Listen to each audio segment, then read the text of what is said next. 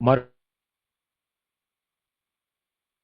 యొక్క వాక్య విషయంలో ఉన్నటువంటి ఆసక్తిని మనం కనపరుస్తూ దేవుని యొక్క వాక్యాన్ని నేర్చుకుంటూ ముందుకు సాగడానికి దేవుడు చూపుతున్నటువంటి కృపను బట్టి దేవునికి వందనాలు చెల్లిస్తుంటున్నాను. థ్యాంక్ యూ సిస్టర్, మంచి రివ్యూ ఇచ్చారు. చక్కని ఆలోచన, అంటే చెప్పబడినటువంటి ప్రతి అంశం పైన ఒక స్పష్టమైనటువంటి వివరణ, అభిప్రాయం మీకు ఏర్పడింది అని చెప్పి మీరిచ్చేటువంటి మరి రివ్యూ ద్వారానే నేను తెలుసుకోగలుగుతుంటున్నాను. సో కాబట్టి చెప్తున్నటువంటి ప్రతి ఒక్క అంశం కాస్త మనము తెలిసినటువంటి విషయాలు ఉండొచ్చు, యేసుక్రీస్తుని గురించినటువంటి విషయాలు అయినప్పటికీ వేదాంత పరంగా మనం మరొక కోణంలో అందులో ఉన్నటువంటి సత్యాన్ని అర్థం చేసుకోవడానికి మనం ప్రయత్నం చేస్తుంటాం. సో కాబట్టి కొంచెం దేవుని యొక్క వాక్యం విషయంలో ఆసక్తి కలిగి దేవుని యొక్క వాక్యాన్ని నేర్చుకోవడానికి మనము ప్రయత్నము చేద్దాం. రైట్ అండి, ఇప్పటిదాకా మరి క్రిస్టాలజీలో ఉన్నటువంటి మొదటి భాగాన్ని మనం చూసాం. యేసు ప్రభు వారి యొక్క మరి గుణ లక్షణాలలో ఒక భాగాన్ని మాత్రమే మనం చూసాం. ఆయన ఏ విధంగా దైవత్వ లక్షణాలు కలిగినటువంటి వ్యక్తి, ఆ దైవత్వ లక్షణాలు ఆయన దేవుడు అని చెప్పి ఏ రీతిగా నిరూపించాయి అనేది మొదటి భాగంలో మనం చూసాం. ఈ దినమున మనము క్రిస్టాలజీలోని రెండవ భాగాన్ని మనం చూస్తుంటున్నాం.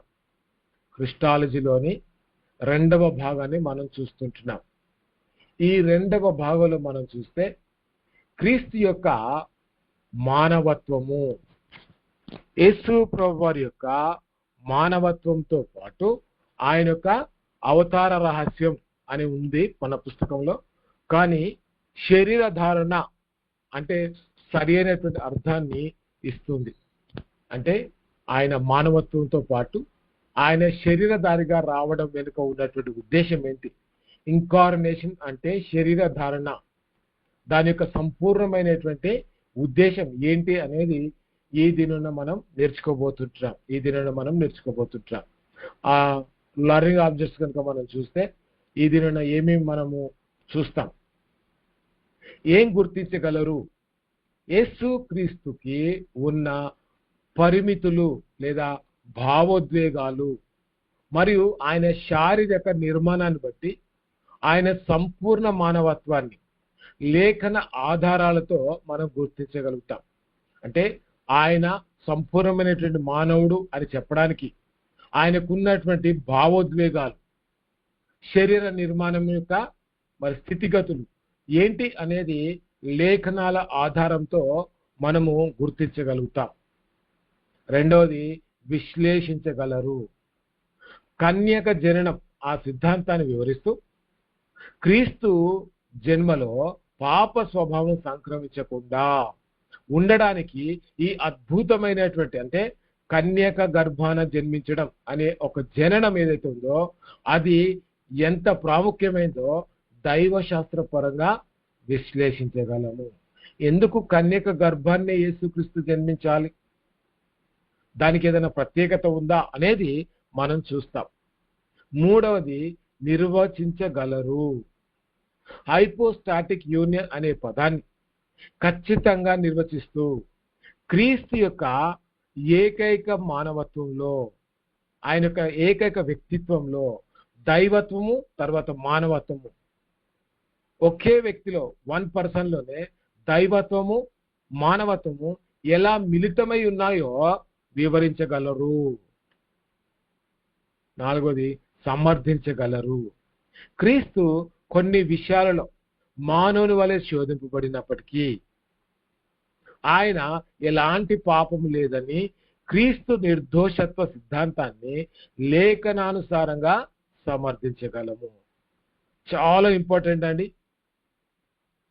ఈ 4 విషయాలు చాలా ప్రాముఖ్యమైనటువంటి విషయాలు. ఆయన శోధింపబడినప్పటికీ ఆయనలో ఎలాంటి పాపం లేదు, ఆయన నిర్దోషత్వ సిద్ధాంతాన్ని బైబిల్ వచనాలతో మనం ఎట్లా సమర్థించగలము అనేది మనం చూస్తాం. ఒకటి, ఆయనలో ఉన్నటువంటి శరీర నిర్మాణము, భావోద్వేగాలు ఆయన పూర్తిగా మానవుడు అని చెప్పడానికి ఆధారం.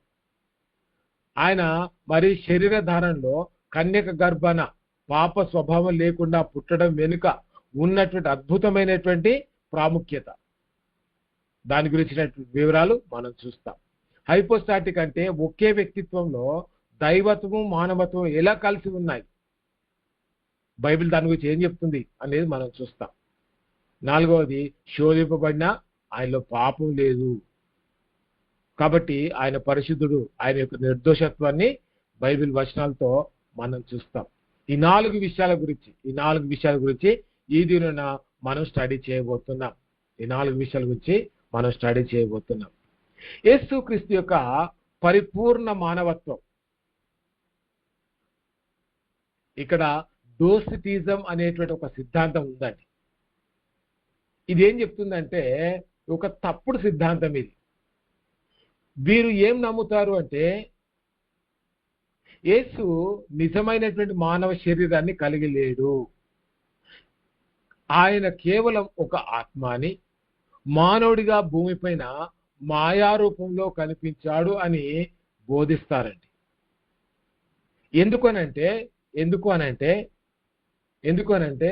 వారు ఏం నమ్ముతారు అంటే దేవుడు పరిశుద్ధుడు, మానవుడేమో పాప స్వభావం కలిగినటువంటి వాడు. ఒకవేళ దేవుడే శరీర ధారణతో వస్తే ఆయన పాపిగా మార్చబడాల్సిన వస్తుంది, తన పరిశుద్ధతని ఆయన కోల్పోతాడు.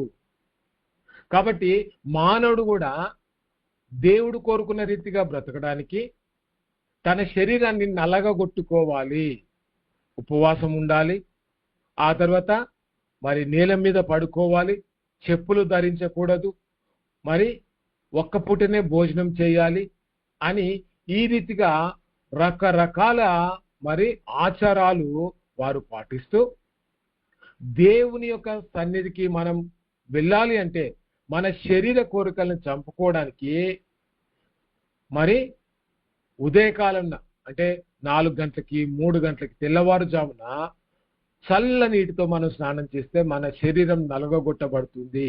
అప్పుడు మనలో ఉన్నటువంటి కోరికలు చచ్చిపోతాయి, అప్పుడు మనము దేవుడు కోరుకున్న రీతిగా బ్రతకడానికి అవకాశం ఉంటుంది అని చెప్పి ఈ డోసిటిజం అనేటువంటి సిద్ధాంతము ఆ దినాల్లో అంటే మొదటి శతాబ్దంలో ఆది సంఘం ఏర్పడినటువంటి ఆ కాలంలో ఒక మరి తప్పుడు బోధ విపరీతంగా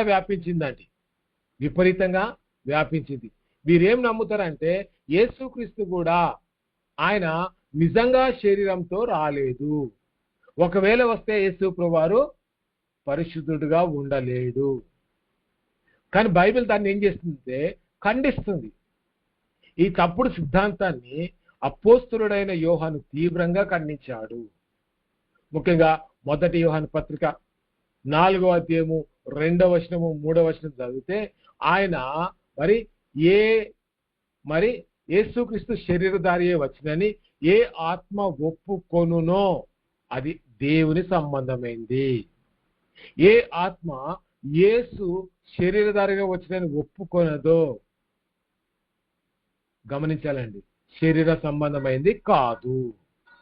అంటే ఆ యేసు ప్రభువారి శరీరధారను ఒప్పుకుంటే వారు దేవుని సంబంధమైనటువంటి వారు, ఒప్పుకోకపోతే వారు దేవుని సంబంధమైనటువంటి వారు కాదు అని స్పష్టంగా యోహాన్ గారు తన మొదటి పత్రికలో ఈ యొక్క డోసిటిజం అనేటువంటి సిద్ధాంతాన్ని ఆయన ఖండించాడు. అయితే ఆయన యొక్క నిజమైనటువంటి మానవ శరీరం, నిజంగా ఆయన శరీరధారిగా ఆయన శరీరాన్ని ధరించి ఉన్నాడు అని చెప్పడానికి బైబిల్ ఇస్తున్నటువంటి మరి వచనాలు మనం చూస్తే ఈ డోసిటిజం సిద్ధాంతము తప్పు అని మనం నిరూపించగలం. కన్యక గర్భాన్ని జన్మించడానికి గురించి మనం చూస్తే లూకా సువార్తలో ఉంది, గలతీ రాసిన పత్రికలు కూడా ఉంది. ఆయన పరిశుద్ధాత్మ వల్ల కన్యక మరియ గర్భం నుంచి శరీరధారిగా జన్మించాడు అని చెప్పి లూకా 1:35లో మనం చూస్తాం. అట్లే గలతీ పత్రిక 4:4లో కూడా మనం చూస్తాం. అంటే ఏంటి మనం అర్థం చేసుకోవాల్సిందంటే ఆయన పూర్తిగా ఒక మనుషుడు ఎట్లయితే జన్మించాడో అదే రీతిగా యేసు ప్రభువారు కూడా జన్మించాడు అనేది మనం చూస్తుంటున్నాం. అంతేకాదండి, ఆయన యొక్క మానవ శరీర భాగాలు ఒక మానవుడికి మాంసము, ఎముకలు, రక్తము ఎట్లయితే ఉంటాయో యేసు ప్రభువారు కూడా ఆయన సంపూర్ణమైనటువంటి మానవత్వం కలిగినటువంటి వాడు కాబట్టి హెబ్రీ రాసిన పత్రిక 2:15లో జీవిత కాలమంతయు మరణ భయం చేత దాస్యములకు లోబడిన వారిని విడిపించుటకు ఆయన కూడా రక్త మాంసములలో పాలువాడాయెను. అంటే యేసు ప్రభువారు దేవుడైనప్పటికీ కూడా ఆయన మానవుని ప్రేమిస్తే ఏం చేశాడంటే రక్త మాంసములలో ఒక మానవుడికి ఏ రీతిగా రక్తము మాంసము ఉంటుందో ఆ రీతిగా యేసుక్రీస్తు ప్రభువారు కూడా ఆయన శరీరధారిగా జన్మించి రక్త మాంసములలో పాలువాడు అయ్యాడు అని వాక్యం సెలవిస్తుంది. అంతేకాదండి, ఆయన పునరుద్ధాన శరీరం, పునరుద్ధానైన తర్వాత కూడా ఆయన ఆత్మ కాదండి, బాగా గమనించాలి. పునరుద్ధానం చెందిన తర్వాత కూడా ఆయన ఆత్మనే కాదు. ఏం జరిగిందంటే శరీరంతో లేచానని ఆయన నిరూపించాడు. లూకా 24:39లో నేనే ఆయనను అనుటకు నా చేతులను నా పాదములు చూడుడి, నన్ను పట్టి చూడుడి, నాకున్నట్టుగా మీరు చూస్తున్న ఎముకలను మాంసమును భూతమునకుండు అని చెప్పి, అంటే నేను భూతాన్ని కాదు, నిజంగా శరీరధారిగా నేను ఉన్నాను అని చెప్పడానికి యేసుక్రీస్తు ప్రభువారు తన చేతులు తన పాదములు చూపిస్తూ వాటిని పట్టుకోండి, రియల్ గా ఉన్నాయి అని చెప్పడానికి యేసు ప్రభువారు మరి చెప్పినటువంటి మాటలు ఎముకలను మాంసము అని మాట్లాడతాడు. అంటే ఆయన శరీరధారిగా సంపూర్ణమైనటువంటి మానవుడిగా ఆయన మరి జీవించాడు అనేది ఈ లేఖన వచనాలు మనకి స్పష్టంగా తెలియజేస్తున్నాయి. మరి కొంతమంది ఏమంటారంటే వేరు సిద్ధాంతాలు, అనేక రకాలైనటువంటి సిద్ధాంతాలు ఉన్నాయి. యేసుక్రీస్తు ప్రభువారు జస్ట్ ఆయన బాప్తిసం పొందుకున్నప్పుడే దేవుని యొక్క ఆత్మ ఆవహించింది. ఆయన శిలువ మరణం చెందుతున్నప్పుడు ఆయన శరీరానికి వచ్చినటువంటి ఆ యొక్క హింసను చూసి ఆ దేవుని ఆత్మ ఆయన వదిలిపెట్టిపోయింది అని చెప్తారండి. అదొక తప్పుడు బోధ. అంటే అనేక రకాలైనటువంటి తప్పుడు బోధలు యేసు ప్రభువారి పైన ఆనాడే కాదు ఈనాడు కూడా అనేకంగా ఉన్నటువంటి స్థితిలో మనం చూస్తుంటున్నాం. సో కాబట్టి డోసిటిజం తప్పు. యేసుక్రీస్తు వారు ఆయన సంపూర్ణమైనటువంటి మానవుడుగా రక్త మాంసములు ఎముకలు కలిగినటువంటి వాడుగా ఉన్నాడు అని మనం అర్థం చేసుకుంటున్నాం. ఆయన యొక్క మానవ పరిమితులు ఏంటి, ఆయనకు ఉన్నటువంటి లిమిటేషన్స్ అంటే ఆయన పాపం లేడు అనేప్పటికీ ఒక సామాన్య మానవుడికి ఉండే పరిమితులను లేదా బలహీనతలను భావోద్వేగాలను మరి ఆయన కూడా అనుభవించాడు అని మనం చూస్తాం. అంటే ఒక మానవుడు ఎలాంటి పరిమితులు, ఎలాంటి భావోద్వేగాలు, బలహీనతలు లేదా మరి ఆయన జీవితంలో ఉన్నటువంటి మానవ పరిమితులు అందరిలాగా మనందరిలాగా ఎలా ఆయనకు ఉన్నాయి అనేది దేవుని యొక్క వాక్యంలో మనం చూడాలి. ఇక్కడ చూస్తే శారీరక పరిమితులు, ఫిజికల్ లిమిటేషన్స్, ఆయన ఆకలిగా ఉన్నాడు. ఒక మానవుడిగా ఆయన సంపూర్ణమైనటువంటి మానవుడిగా ఉన్నాడు కాబట్టి 40 రోజులు ఉపవాసం ఉండిన పిమ్మట ఆయన ఆకలి కొనెను అని చెప్పి మత్తయి రాస్తున్నాడండి 4:2 అంటే ఉపవాసం ఉండడం లేదా ఆ తర్వాత ఆకలి కొనడం ఒక మానవునికి ఉన్నటువంటి శారీరక పరిమితులు. అది యేసు ప్రభువారు కలిగి ఉన్నాడు. దాహం వేయడం, సమరయ స్త్రీ దగ్గరికి వెళ్తున్నప్పుడు ఆ బావి దగ్గర మీరు గమనిస్తూ ఉంటుంటే ఆమె దాహంకు ఇవ్వమని ఆమెను అడిగినట్టుగా చూస్తాం. శిలువ పైన ఉన్నప్పుడు కూడా నేను దాహం కొనుచున్నాను అని యేసు ప్రభువారు మాట్లాడేటువంటి మాటలు మనం చూస్తుంటున్నాం. అంటే ఏంటి ఈ వచనాలను ఏం చెప్తున్నాయంటే ఒక సంపూర్ణమైనటువంటి మానవత్వం, ఒక మానవుని యొక్క కనీస అవసరాలు ఏవైతే ఉన్నాయో అవి యేసుక్రీస్తు ప్రభువారు కూడా కలిగి ఉన్నాడు. ఆయన నిజంగా శరీరధారిగా ఉన్నాడు కనుకనే ఆయనకు దాహం వేసింది అని యోహాను గారు 4:7 19వ అధ్యాయము 28వ మనం చూస్తుంటున్నాం. అంతేకాదండి, అలసట, నిద్ర. ప్రయాణం వలన అలసిపోయి ఆయన పడవలో నిద్రపోయాడు. యోహాను 4:6, మార్కు 4:38 చూస్తాం. అంటే ఒక మానవుడిగా ఆయన అలసిపోవడం, నిద్రపోవడం అది కనీస ధర్మం. ఆ స్థితి యేసుక్రీస్తులో ఖచ్చితంగా ఉంది. కాబట్టి ఆయన మానవుడే. వీటితో పాటు ఆయన శారీరక మరణం, సిలువపై ఆయన శారీరకంగా మరణించాడు. అంటే దాని అర్థం ఏంటంటే ఆయనకు రక్తం వచ్చింది సిలువలో, ఆయన చేతులకు మేకులు కొట్టగలిగారు, ఆయన తలకి ముళ్ళ కిరీటాన్ని ధరింపజేయగలిగారంటే ఫిజికల్ గా ఆయన ఉన్నాడు అని చెప్పి ఈ లేఖన వచనాలన్నీ కూడా మరి స్పష్టమైనటువంటి ఆధారాన్ని ఇస్తా ఉన్నాయి. కొంతమంది అంటారు నిజంగా యేసు ప్రభువు శిలువ మీద మరణించలేదు అని అంటారు. అవన్నీ కూడా తప్పుడు బోధలండి. ఈ వచనాలు ఏం చెప్తున్నాయంటే ఆయన నిజంగా శిలువ మీద ఉన్నాడు, శారీరకంగా ఆయన మరణ వేదన అనుభవించాడు. ఆయన పరిపూర్ణమైనటువంటి మానవత్వ లక్షణాలు బైబిల్లో అనేక సందర్భాల్లో మనం చూస్తుంటున్నాం. కాబట్టి ఆయన సంపూర్ణమైనటువంటి మానవుడే అనే విషయాన్ని మనం అర్థం చేసుకుంటున్నాం. ఒక మానవుడికి ఎలాంటి ఎమోషన్స్ ఉంటాయో, భావోద్వేగాలు ఎట్లయితే ఉంటాయో యేసు ప్రభువారికి కూడా ఉన్నాయి.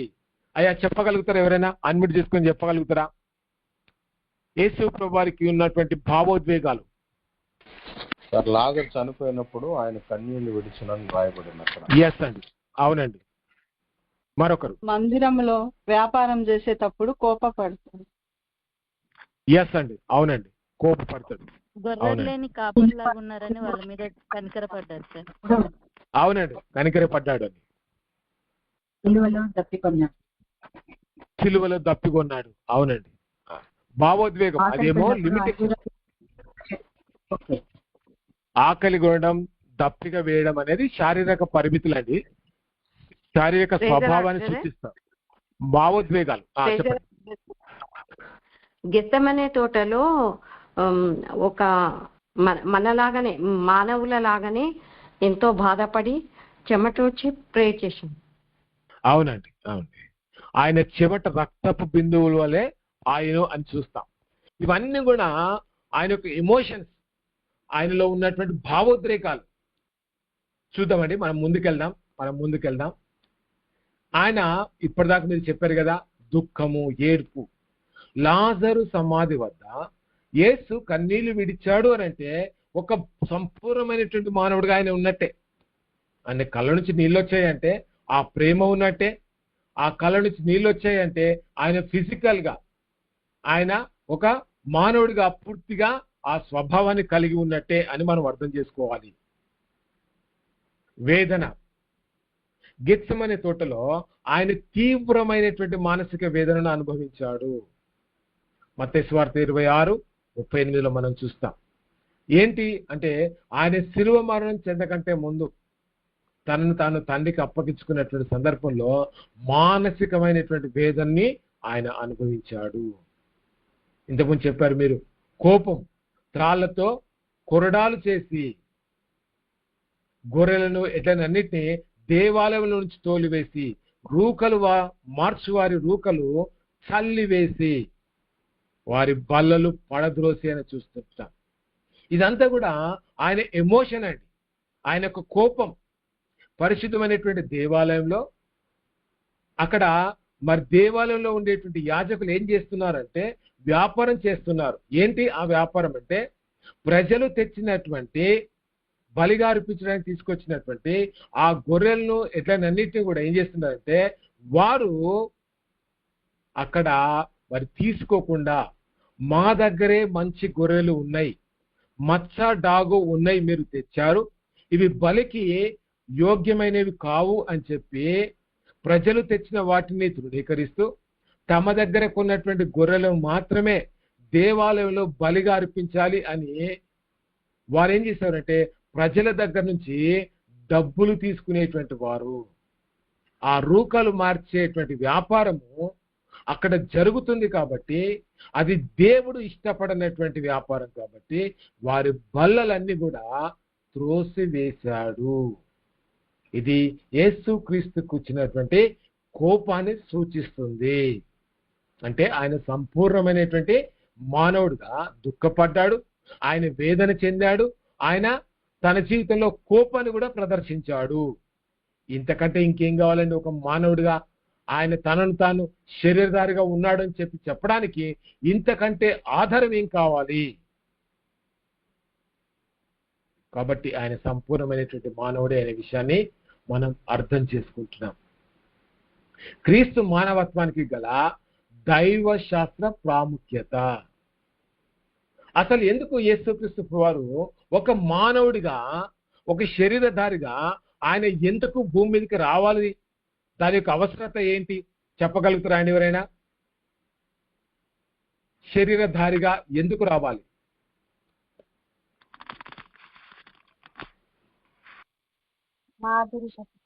జంతువుల యొక్క కోడిల యొక్క రక్తంతో పరిశుద్ధపరచబడం కాబట్టి పరిశుద్ధమైన రక్తాన్ని చిందించాలి. కాబట్టి కేవలం దేవుడే పరిశుద్ధమైన రక్తం కాబట్టి ఆయన వచ్చి చిందించినట్టుగా మనం చెప్పుకుంటాం. పరిశుద్ధ రక్తం కొరకు, పాపం విమోచించుట కొరకు, పరిహరించుట కొరకు. అవునండి, అవునండి. ఇంకా సార్ మరణ శాసనం ఎక్కడుందో మరణ శాసనం రాసిన వారి మరణము ఆవశ్యకం అని చెప్పి ఉంది సార్. అవునండి, అందుకోసమని తానే శరీరధారి వచ్చి సర్వ మానవాళి పాప పరిహారార్థమే చనిపోవాల్సి వచ్చింది. అవునండి. మరణానికి మరణం బంధించుడు, ఆయనను మరణం బంధించుట అసాధ్యం. అవునండి. ఎందుకు మానవుడు చెప్పండి? ప్రవచనాల నెరవేర్పు కోసం వచ్చాడు. ప్రవచనాల నెరవేర్పు కోసం వచ్చాడు. అవునండి, అవునండి. మాదిరి చూపించడం కోసం శరీరధారిగా వచ్చారు. మాధురి చూపించడం కొరకు శరీరధారిగా వచ్చాడు. అవునండి. ఫిబ్రి 2:14-15 మనము రక్తమాంసంలో ఉన్నాము కాబట్టి మనము అపవాదికి లోనైనాం కాబట్టి మనల్ని విడిపించటకు ఆయన రక్తమాంసములలో పాలివాడైనని రాయబడిందండి. మనతో సమాన అనుభవం కలిగి ఉండడానికి, అంటే శోధింపబడి కూడా పాపం చేయకుండా ఎట్లా జీవించాలో చూపించడానికి ఆయన శరీరధారిగా వచ్చాడు. అది సందర్భం. అవునండి, కరెక్టే. మీరు చెప్పింది కూడా కరెక్టే. అవునండి, రైట్ అండి. మనం ముందుకెళ్దాం. దేవునికి మానవునికి ప్రాతినిధ్యం వహించుటకు, అంటే ఒక ప్రతినిధిగా ఎవరికి? దేవునికి, తర్వాత మానవునికి, ఇద్దరికి కూడా ప్రాతినిధ్యం వహించడానికి, వారిద్దరి పక్షమున ఆయన మరి ఉండడానికి ఈ శరీర ధారణ మరి అవసరమైంటున్నది. ఎందుకనంటే యేసుక్రీస్తు వారు పరిపూర్ణ దేవుడు. దేవుని పక్షాన నిలబడడానికి, ఆయన పరిశుద్ధతను, నీతిని నెరవేర్చడానికి ఆయన దేవుడై ఉండాలి. బాగా అర్థం చేసుకోవాలండి. దేవుని యొక్క పరిశుద్ధతను, దేవుని యొక్క నీతిని నెరవేర్చాలి అంటే మానవుడు దేవుడిచ్చిన ధర్మశాస్త్రాన్ని పూర్తిగా నెరవేర్చలేకపోతున్నాడు. ఆయన నీతిని వారు పూర్తిగా చేయలేకపోతున్నారు. కాబట్టి మానవుడిగా ఉంటే అది అసాధ్యం అయిపోయే అవకాశం ఉంది, సాధ్యం కాకపోవచ్చు. కాబట్టి ఎట్టే టైంలో ఆయన దేవుడిగా కూడా ఉన్నాడు. కాబట్టి దేవుని పక్షంన ఆయన నిలబడుతూ దేవుని పరిశుద్ధతను చూపించాడు, దేవుని నీతిని కూడా ఆయన కనపరిచాడు, దేవుని యొక్క నీతిని కూడా ఆయన నెరవేర్చాడు. అదే సమయంలో సంపూర్ణమైనటువంటి మానవుడిగా కూడా ఉన్నాడు. Fully God, fully man. మానవుల పక్షాన్ని నిలబడడానికి, మానవుల తరపున ప్రతినిధిగా ఉండడానికి ఆయన మానవుడై ఉండాలి. గమనించండి అమ్మ, ఆయనలో దైవత్వం ఉంది, ఆయనలో మానవత్వం ఉంది. దైవత్వంలో దేవుని పరిశుద్ధతని తెలియజేస్తే, మానవత్వం ఏమో మరి మనిషిని యొక్క స్థితిగతిని తెలియజేస్తుంది. మానవుని పక్షంన ఆయన ఒక ప్రతినిధిగా ఉండడానికి, మరి మానవత్వానికి ఉన్నటువంటి ప్రాముఖ్యతలో ఆయన శరీరధారిగా రావాల్సిన అవసరత ఉంది. అందుకే 1 తిమోతి పత్రిక 2వ అధ్యాయం 5వ వచనంలో మధ్యవర్తిగా అనే మాటను మనం చూస్తాం. దేవుడొక్కడే, దేవునికి మరి మనుషులకు మధ్యవర్తి ఒక్కడే, ఆయనే క్రీస్తు యేసను నరుడు అని చూస్తాం. ఇటు దేవునికి కూడా ఇటు మనుషులకు కూడా ఒక్కడే ఒక మధ్యవర్తి, ఆయన యేసుక్రీస్తు నరుడు అని చూస్తాం. అంటే దేవుని యొక్క పరిశుద్ధతను చూపించడానికి మానవుని పక్షంన, మనందరి పక్షంన ఆయన మనతో పాటు సమాన అనుభవం కలిగి మానవుని యొక్క స్థితిగతిని కూడా ఆయన చూపించడానికి, ఆయన ఫుల్లీ గాడ్ ఫుల్లీ మ్యాన్ గా, సంపూర్ణ దేవుడు సంపూర్ణ మానవుడిగా ఆయన రావాల్సిన అవసరత ఏర్పడింది.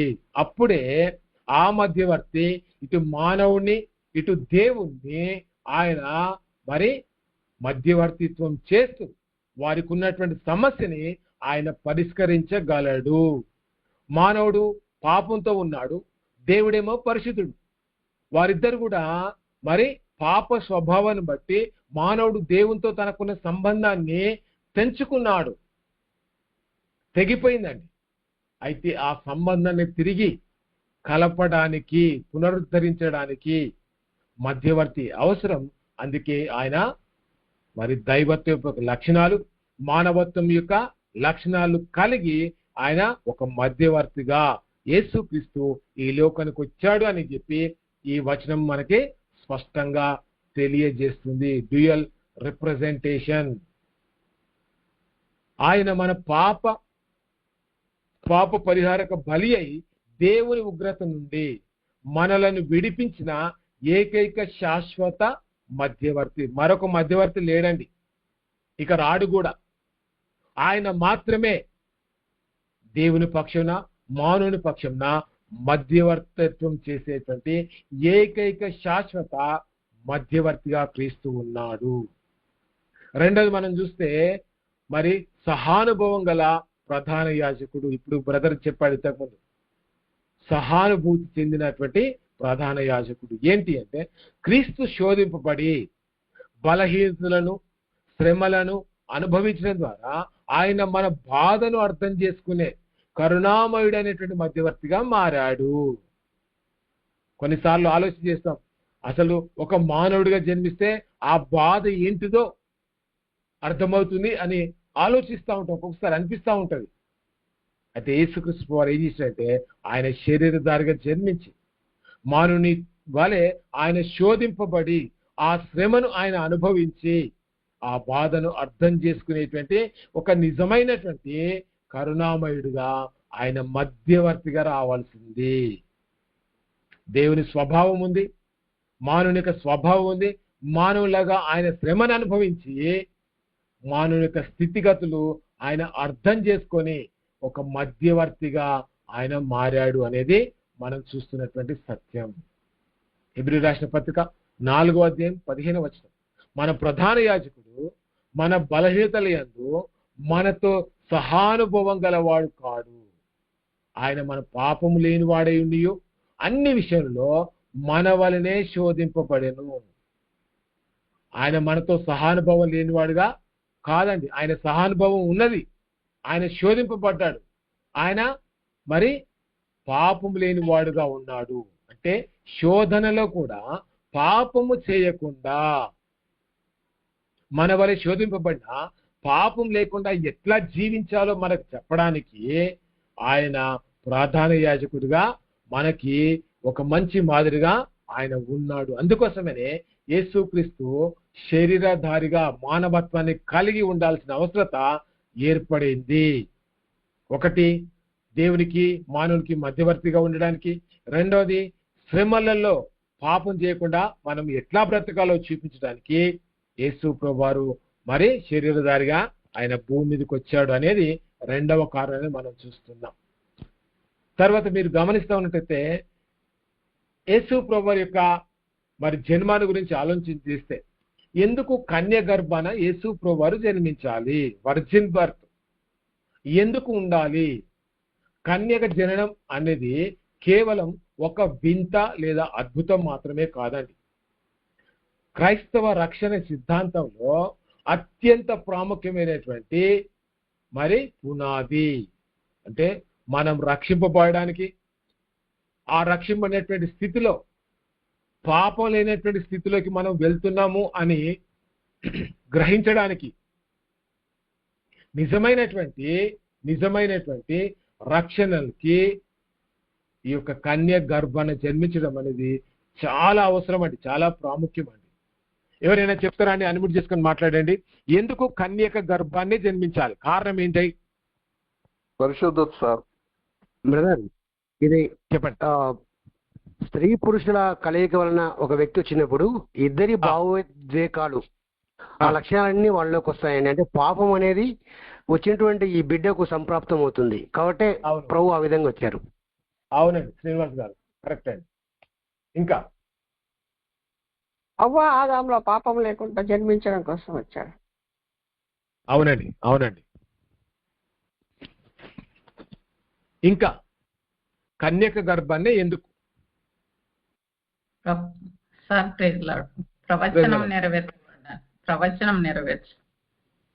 ప్రవచనం నెరవేర్చబడడానికి కన్య గర్భాన్ని జన్మించాడు. అవునండి. ఇలా అనేకమైనటువంటి కారణాలు ఉన్నాయండి. అయితే మనం అతి ప్రాముఖ్యమైనటువంటి వాటినే మనం చూస్తుంటున్నాం. మీరు చూస్తా ఉన్నట్లయితే యేసు ప్రభువు యొక్క కన్యక గర్భం, దాని ద్వారా మనకి కలిగినటువంటి ప్రయోజనం ఒకటి, ఆదాము పాప స్వభావము సంక్రమించకుండా ఆపడానికి, prevention of the transmission of the sin nature. అంటే ఆదాము ద్వారా అందరికీ సంక్రమిస్తున్నటువంటి ఆ పాప స్వభావంని అక్కడితో ఆపడానికి యేసు ప్రభువు యొక్క కన్య గర్భాన జన్మ అనేది చాలా అవసరం. సాధారణ మానవ పునరుత్పత్తి ద్వారా జన్మించినటువంటి ప్రతి ఒక్కరికి ఆదాము పాప స్వభావము ఆంథ్రోపాలజీ ప్రకారంగా సంక్రమిస్తుంది. అంటే మానవ శాస్త్ర ప్రకారంగా తల్లిదండ్రుల యొక్క మరి భావోద్వేగాలు, వారికి ఉన్నటువంటి పాప స్వభావం అది తప్పకుండా పుట్టినటువంటి బిడ్డకి సంక్రమిస్తుంది. అలాంటి స్థితిలో ఒకవేళ ఉంటే తప్పకుండా ఏం జరుగుతుందంటే పుట్టినటువంటి బిడ్డ కూడా పాప స్వభావాన్ని కలిగినటువంటి వాడుగా ఉండే అవకాశం ఉంది.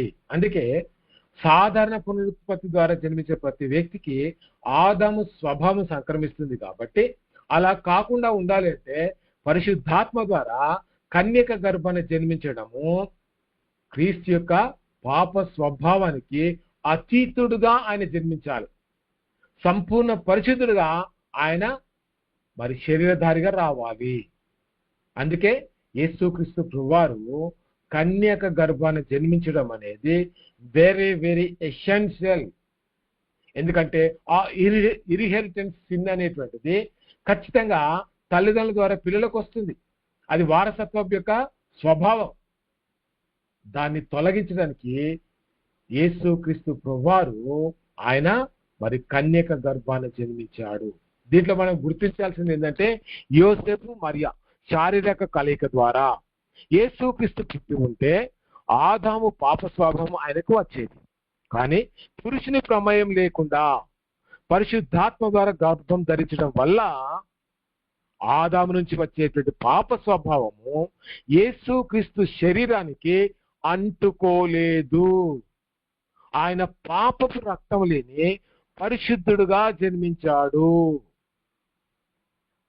గమనించాలండి. అంటే అక్కడ తల్లిదండ్రుల ద్వారా పుడితే ఆ యొక్క స్వభావం, ఆ పాప స్వభావం అనేది యేసు ప్రభువు యొక్క శరీరానికి కూడా ఉండేది. కానీ ఆ స్థితి లేకుండా పరిశుద్ధంగా ఆయన జన్మించాలి అని అంటే పరిశుద్ధాత్మ ద్వారా ఆయన మరి జన్మించాల్సిన అవసరం ఏర్పడింది. లూకా సువార్త 1:35 పరిశుద్ధాత్మ నీ మీదకి వచ్చును, సర్వోన్నతుని శక్తి నిన్ను కమ్ముకొను గనక పుట్టబోవు శిశువు పరిశుద్ధుడని దేవుని కుమారుడని పిలువబడును. ఆయన మనస్థానంలో నిర్దోషమైనటువంటి బలిగా ఆయన అర్పింపబడాలి. ఆ అర్హత ఆయన పొందాలి అంటే ఆయన ఖచ్చితంగా మనం గతంలో చెప్పుకున్నాం, ఇంతకుముందు చెప్పుకున్నాం కదా, దేవాలయంలో ఒకవేళ మరి బలిగా అర్పించేటువంటి ఆ యొక్క పశువుకి మచ్చ, డాగు, కలంకం ఏమున్నా కూడా దాన్ని బలికి అర్పించడానికి యాజకులు తిరస్కరించేటువంటి వారు. అందుకే యేసుక్రీస్తు ప్రభువారు అలాంటి పాప స్వభావం లేనటువంటి వాడుగా కన్యక గర్భాన జన్మించడము చాలా ప్రాముఖ్యము. ఎందుకంటే ఆ బలి నిర్దోషమైనటువంటి బలిగా ఉండాలి. అంటే యేసుక్రీస్తు ప్రభువారిలో పాప స్వభావము ఉండకూడదు. అప్పుడే ఆయన బలిగా అర్పింపబడడానికి అర్హుడు. అది పొందడానికి, అది చేయడానికి యేసుక్రీస్తు ప్రభువారు ఆయన మరి పాప స్వభావం లేనటువంటి వాడుగా జన్మించాల్సినటువంటి అవసరత ఏర్పడింది. దాని ద్వారానే పాపం లేనటువంటి వ్యక్తి శిలువ మరణం చెందడం ద్వారా దేవుని యొక్క కోపము చల్లారింది. మానవుడు తన పాప స్వభావం నుంచి విమోచింపబడడానికి రక్షణ మార్గం ఏర్పడ్డది. కాబట్టి మన రక్షణకి ఆధారం కన్యక గర్భము ఖచ్చితంగా అవసరమైంది అనేది మనం గుర్తించాలి. రెండోది చూస్తే దైవత్వ మానవత్వాల సమతుల్యత, balance of the deity and humanity. దీన్ని మనం చూస్తూ ఉంటాం. యేసు ప్రభువారిలో ఇప్పటిదాకా మనం చూసుకున్నాం కదా, ఏంటి అంటే హైపోస్టాటిక్ యూనియన్, అంటే దేవుడిగా మానవుడిగా ఆయన మరి రెండు స్వభావాలు కలిగి ఉన్నాడు అనేది మనం చూస్తాం. కన్యక జననం ద్వారా క్రీస్తు ఒకే వ్యక్తిత్వంలో, బాగా గమనించాలండి, యేసుక్రీస్తు యొక్క వ్యక్తిత్వంలో సంపూర్ణ దైవత్వము, సంపూర్ణ మానవత్వము ఆయన కలిగి ఉన్నాడు.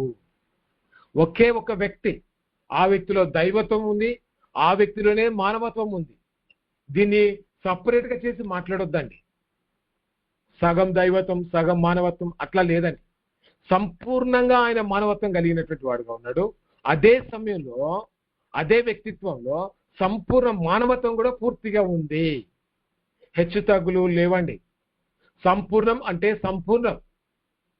కాబట్టి యేసుక్రీస్తు ఒకే వ్యక్తిత్వం కలిగి ఉన్నప్పటికీ కూడా ఆయనలో దైవత్వము మానవత్వము ఏకకాలంలో సంపూర్ణంగా ఉన్నాయి అనేది మనం చూస్తుంటాం. ఎట్లా దీన్ని అర్థం చేసుకోవాలంటే, ఆయన కేవలం దేవుడు మాత్రమే అయి ఉంటే మన తరపున సిలువలో ఆయన మరణించి శ్రమ పడలేడు, దేవుడు శ్రమ పడలేడు. కాబట్టి కేవలం సాధారణ మానవుడు ఒకవేళ అయి ఉంటే ఆయన పొందే శిక్ష అపరిమితమైనటువంటి దేవుని కోపాన్ని చల్లార్చలేదు. అర్థమైంది అనుకుంటా. ఒకవేళ ఆయన దేవుడు మాత్రమే అయి ఉంటే సిలువలో ఆయన శ్రమ పడేటువంటి అవకాశం లేదు. శరీరం ఉండాలి కదా. కాబట్టి ఆయన దేవుడు మాత్రమే అయి ఉంటే మీరు గమనించాలంటే మరి మన తరపున ఆయన సిలువలో శ్రమ పడలేడు. మానవుడే అయి ఉంటే ఆయన పొందేటువంటి ఆ శిక్ష ద్వారా దేవుని యొక్క కోపము చల్లారలేదు. కాబట్టి అందుకే ఆయన దైవత్వము మానవత్వాల సమతుల్యత కలిసి ఉండేటువంటి స్థితి కలిగినటువంటి ఒకే ఒక వ్యక్తి యేసుక్రీస్తు. ఆయన దేవునికి మానవులకు సరి అయినటువంటి మధ్యవర్తిగా నిలిచాడు. 1 తిమోతి 2:5 మనం చూస్తున్నటువంటి మాట. ఎందుకు ఆయన మధ్యవర్తిగా రావాల్సింది అంటే, దేవుని కోపం మానవుని యొక్క పాపాన్ని బట్టి దేవుని యొక్క ఉగ్రత మానవుని పైన ఉంది. అది చల్లారాలి, మానవుడు తిరిగి దేవుని దగ్గరికి చేరుకోవాలి అంటే మానవుని జీవితంలో దేవుని కోపాన్ని చల్లార్చే స్థితిలో మానవుడు లేడు. అందుకే ఆయన మానవుడి స్థానంలో మానవుడిగా ఉంటూ దైవత్వపు లక్షణాలు కలిగి ఆయన శిలువ మరణం చెందాడు. అక్కడ ఆ రెండు స్వభావాలు మరి ఆయనలో ఉన్నటువంటి విధానాన్ని బట్టి దేవుని కోపము చల్లారింది, మానవునికి రక్షణ దొరికింది. శిలువ మరణం ద్వారా మానవునికి రక్షణ దొరికింది. ఆయన కార్చిన పరిశుద్ధమైనటువంటి రక్తం మానవుని జీవితంలో విశ్వాసం ద్వారా ఆయన తిరిగి దేవుణ్ణి చేరుకోగలను అనేటువంటి ఒక నమ్మకంలోకి ఆ శిలువ మరణం నడిపించింది. ఇది హైపోస్టాటిక్ యూనియన్ అనేటువంటి ఒక ప్రత్యేకమైనటువంటి లక్షణం. మూడవది వాక్య విశ్వసనీయతకు పునాది, foundation of the credibility of the scripture and God. దేవుని మీద నమ్మకం కలిగి ఉండడానికి, వాక్యం మీద విశ్వాసం కలిగి మనం బ్రతకడానికి ఈ యొక్క మరి స్థితి అనేది ఖచ్చితంగా మనకి ఉండాలి. దేవుని యొక్క వాక్యం యొక్క నమ్మకత్వానికి, రక్షణ ప్రణాళిక విశ్వసనీయతకు కన్యక జననం అనేది చాలా ముఖ్యము, చాలా ప్రాముఖ్యము. ఎందుకంటే ప్రవచనాల్లో ఆల్రెడీ మీరు ఇంతకుముందు చెప్పారు, పాత నిబంధనల ప్రవచనాల్లో దేవుడు ముందుగానే ప్రవచించాడు. ఆ ప్రవచనాల నెరవేర్పు ఏంటంటే పాత నిబంధనలో దేవుడు వేల సంవత్సరాల క్రితం చేసినటువంటి వాగ్దానాలు కన్యక జననం ద్వారానే నెరవేరాయి. ఆదికాండం 3:15 సర్పము తలను చితక కొట్టేటువంటి ఆ వచనంలో స్త్రీ సంతానముగా యేసుక్రీస్తు రావాలి. స్త్రీ సంతానంగా అంటే పురుషుని ప్రమేయం లేకుండా, పురుషుని ప్రమేయం ఉంటే పుట్టేటువంటి వ్యక్తి పాప స్వభావాన్ని కలిగి ఉండే అవకాశం ఉంది. కాబట్టి పరిశుద్ధాత్మ ద్వారా ఒకవేళ ఆమె తన సంతానాన్ని ఒకవేళ కంటే ఆ పుట్టబోయేటువంటి వ్యక్తి పరిశుద్ధుడు అని పిలువబడే అవకాశం ఉంది. కాబట్టి ఆది కాండంలోనే దేవుడు తన ప్రణాళికను వేసుకున్నాడు. ఆ ప్రణాళికలో స్త్రీ సంతానం అనేది ఎక్కడ నెరవేర్చబడ్డది అంటే సువార్తల్లో, యేసుక్రీస్తు యొక్క శరీర ధారణలో, ఆయన యొక్క మానవత్వంలో అది పూర్తిగా నెరవేరింది. యెషయా గ్రంథం 7:14 ఇదిగో ఒక కన్యక గర్భవతి కుమారుని కని అతనికి ఇమ్మానుయేలు అని పేరు పెట్టుదురు. ఎందుకు కన్యక ద్వారానే అంటే పరిశుద్ధంగా ఆయన జన్మించాలి కాబట్టి కన్యక గర్భము అవసరమైంది. మనందరికీ తెలుసు, ఆ దినాల్లో అనేక మంది యుక్త వయసు కలిగినటువంటి యువతులు యేసు ప్రభువారు అంటే మెస్సయ్య మా గర్భాన్ని జన్మిస్తాడేమో అని చెప్పి వారు తమను తాము ప్రత్యేకపరుచుకొని ఎదురు చూసేటువంటి వారట. అంటే లేఖనాలు వారికి తెలుసు కాబట్టి, పాత నిబంధనలో ఉన్నటువంటి ప్రవచనాలు వారు చదివి అర్థం చేసుకున్నారు కాబట్టి, ఏ మరి ప్రాంతంలో ఏ యొక్క మరి గర్భంలో యేసయ్య జన్మిస్తాడో తెలియ వారు తమను తాను ప్రత్యేకపరుచుకునేవారట. చరిత్ర చెప్తున్నటువంటి సత్యం. అంటే అర్థం చేసుకోవాల్సింది ఏంటంటే ప్రవచనాలలో కన్యక గర్భము ఆల్రెడీ ప్రవచింపబడింది, అది నెరవేర్చబడాలి. ఆ వాక్యం యొక్క, ఆ ప్రవచనం యొక్క నెరవేర్పు ఖచ్చితంగా ఉంటేనే ఆ క్రెడిబిలిటీ అనేది స్క్రిప్చర్ కి ఉంటుంది. వాక్యానికి విశ్వసనీయత, వాక్యం పైన నమ్మకం అనేది కలుగుతుంది. దేవుడిచ్చినటువంటి మాట కాబట్టి దేవుని పైన కూడా వారికి నమ్మకం అనేది కలుగుతుంది. కాబట్టి ప్రవచనాల నెరవేర్పు కోసం యేసు ప్రభువారు మరి కన్యక గర్భాన ఆయన జన్మించాడు. దేవుని యొక్క వాక్య విశ్వసనీయత, బైబిల్ చెప్పిన కన్యక జననాన్ని మనం తిరస్కరిస్తే బైబిల్ ప్రవచనాల విశ్వసనీయత మరియు సువార్త నమ్మకత్వాన్ని దెబ్బతింటుంది. యేసు ప్రభువారు కన్య గర్భాన జన్మించలేదండి అని ఒకవేళ ఎవరైనా అంటే వారు బైబిల్ ప్రవచనాల్ని తిరస్కరిస్తున్నట్టే. సువార్తల్లో ఉన్నటువంటి సత్యాన్ని వారు నమ్మకపోతే యేసు ప్రభువారి యొక్క పరిశుద్ధ జననాన్ని వారు తిరస్కరిస్తున్నట్టే. అర్థం చేసుకోవాల్సింది ఏంటంటే వాక్యం ఎప్పుడు కూడా సత్యమే, ప్రవచనాలు ఎప్పుడు దేవుని యొక్క నమ్మకం పైన, ఆయన యొక్క ప్రేరేపణ పైన అవి ప్రవచింపబడతాయి. కాబట్టి తప్పకుండా అవి నెరవేర్చబడతాయి. కాబట్టి యేసు ప్రభువారి జన్మకు సంబంధించినటువంటి ప్రవచనాలు కూడా మరి సువార్తలలో నెరవేర్చబడ్డాయి. బైబిల్ని మనం తప్పకుండా నమ్మాలి, అది దేవుని యొక్క వాక్యము. రక్షణ దేవుని కార్యం అండి. రక్షణ అనేది మానవ శక్తి లేదా మన ప్రయాస ద్వారా పొందుకునేది కాదు. అది కేవలం దేవుని యొక్క అద్భుతమైనటువంటి కృప ద్వారానే సాధ్యమని నిరూపిస్తుంది. యేసు ప్రభువారు జన్మించకపోతే, ఆయన మానవులపైన కృప చూపకపోతే, ఆయన ఒకవేళ మరి చనిపోకపోతే మనకి రక్షణ వచ్చేది కాదు. ఎఫెసీ రాష్ట్ర పత్రిక 2వ అధ్యాయము, అమ్మ ఎవరైనా చదివి సహాయం చేస్తారా? ఎఫెసీ రాష్ట్ర పత్రిక 2వ అధ్యాయము 8-9 వచనాలు దయచేసి ఎవరైనా చదివి సహాయం చేయండి.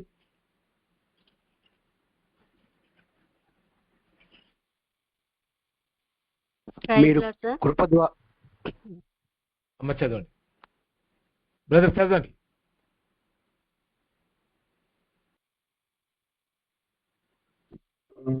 మీరు విశ్వాసము ద్వారా కృపచేతనే రక్షింపబడి ఉన్నారు. ఇది మీ వలన కలిగినది కాదు, దేవుని వరమే. ఇది క్రియల వలన కలిగినది కాదు కనుక ఎవడునూ అతిశయపడ వీలు లేదు.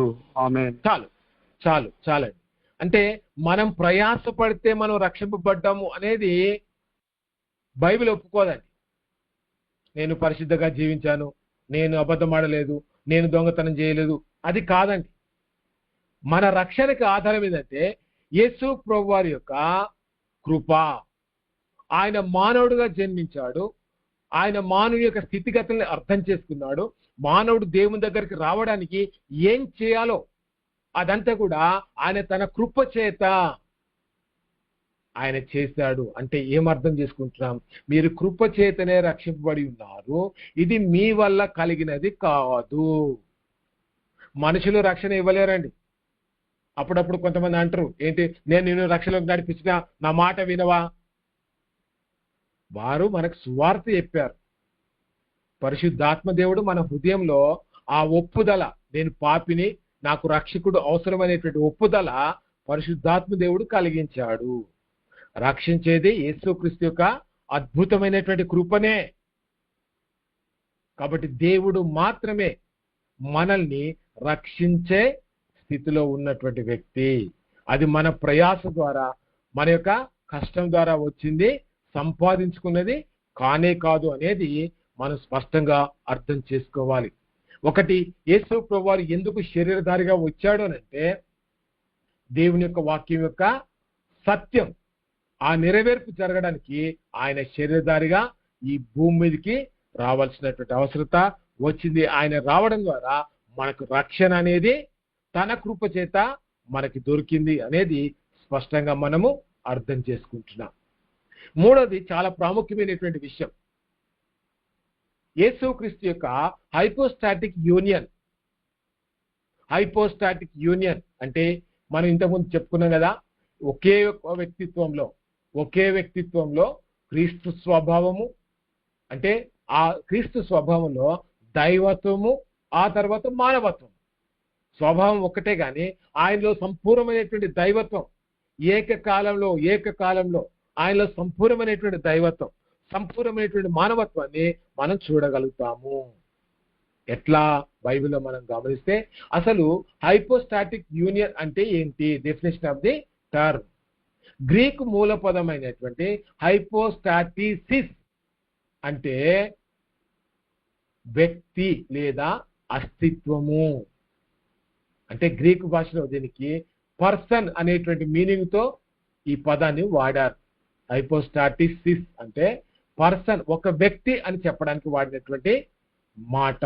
అయితే యేసుక్రీస్తు అను ఒక దైవిక వ్యక్తిత్వంలో ఒకే ఒక వ్యక్తి, 1 పర్సన్, ఆ వ్యక్తిలో దైవత్వము అంటే సంపూర్ణంగా ఫుల్లీ గాడ్, డివైన్ నేచర్ ఆయనలో ఉంది.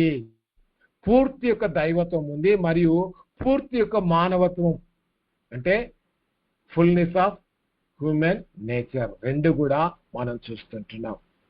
ఈ రెండు స్వభావాలు సంపూర్ణ స్వభావాలుగా ఉన్నాయండి. కొంచెం మానవత్వం తక్కువ, కొంచెం దైవత్వం ఎక్కువ కాదండి. కొంచెం మానవత్వం ఎక్కువ, దైవత్వం తక్కువ అని చెప్పడానికి వీల్లేదండి. Fully God, fully man. తెలుగులో దీన్ని ఏమంటారంటే సమగ్ర మానవుడు అంటారు. అంటే సంపూర్ణత ఆయనలో ఉంది. Fully God, fully man. అందులో ఎలాంటి హెచ్చు తగ్గులు, ప్రత్యేకతలు, మరి పంచుకోవడాలు అట్లా లేదండి. ఆయన పూర్తిగా హైపోస్టాటిక్ యూనియన్ కలిగినటువంటి ఒక వ్యక్తిగా బైబిల్లో యేసుక్రీస్తు ప్రభువుని మనం చూస్తుంటున్నాం. విశేషం ఏంటంటే క్రీస్తు రెండు వేరు వ్యక్తులు కాదండి. యేసు ప్రభువులో రెండు వేరు ఇద్దరు వ్యక్తులుగా లేడారు. అలాగే ఆయనలోని రెండు స్వభావాలు కలిసిపోయి మూడవ స్వభావంగా మారలేదు. అర్థమైంది అనుకుంటా. ఆయన దైవత్వ స్వభావము మానవత్వ స్వభావం కలిసిపోయి ఇంకేదో కొత్త స్వభావం యేసు ప్రభువులో వచ్చిందా అంటే రాలేదు. ఆ రెండు ఉన్న స్వభావాలు అట్లనే ఉన్నాయి. ఆ రెండు కూడా ఫుల్గా పూర్తిగా ఉన్నాయి ఆయనలో. ఆయన ఒకే వ్యక్తిత్వంలో దేవుడుగాను మనుషుడుగాను సంపూర్ణంగా నిలిచాడు. Fully God fully man. Yesu ప్రభువులో దైవత్వం పూర్తిగా ఉంది, పూర్తిగా మానవత్వం కూడా ఉంది. అలాంటి లక్షణం కలిగిన ఒకే ఒక వ్యక్తి యేసు క్రీస్తు మాత్రమే. మరెవరు కూడా లేరండి, మరెవరు కూడా లేరు. ఇక్కడ మీరు గమనిస్తే ఈ యొక్క మానవత్వాన్ని గురించి దైవత్వాన్ని కలిసి అంటే ఈ యొక్క హైపోస్టాటిక్ యూనియన్ అనే దాన్ని అక్కడ అంటే మొదటి శతాబ్దంలో ఉన్నటువంటి సంఘము మరి చాలా గలిబిడిని ఎదుర్కొన్నదండి. యేసు ప్రభువులో ఉంటే దైవత్వం ఉండాలి, లేకపోతే మానవత్వం ఉండాలి, రెండు ఎట్లా ఉంటాయి అని చాలా మంది ఆయన దేవుడు కాదు అని చెప్పడానికి అనేక రకాల ప్రయత్నం చేసినప్పుడు యోహాను పత్రిక రాశాడు, పౌలు గారు పత్రిక రాశాడు.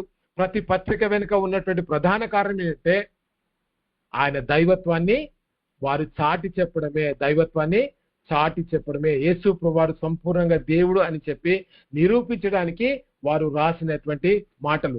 మీరు చూస్తున్నట్టయితే యోహాను రాసినటువంటి పత్రిక మొదటి అధ్యాయము 1-2 వచనాల్లో మనం చూస్తాం.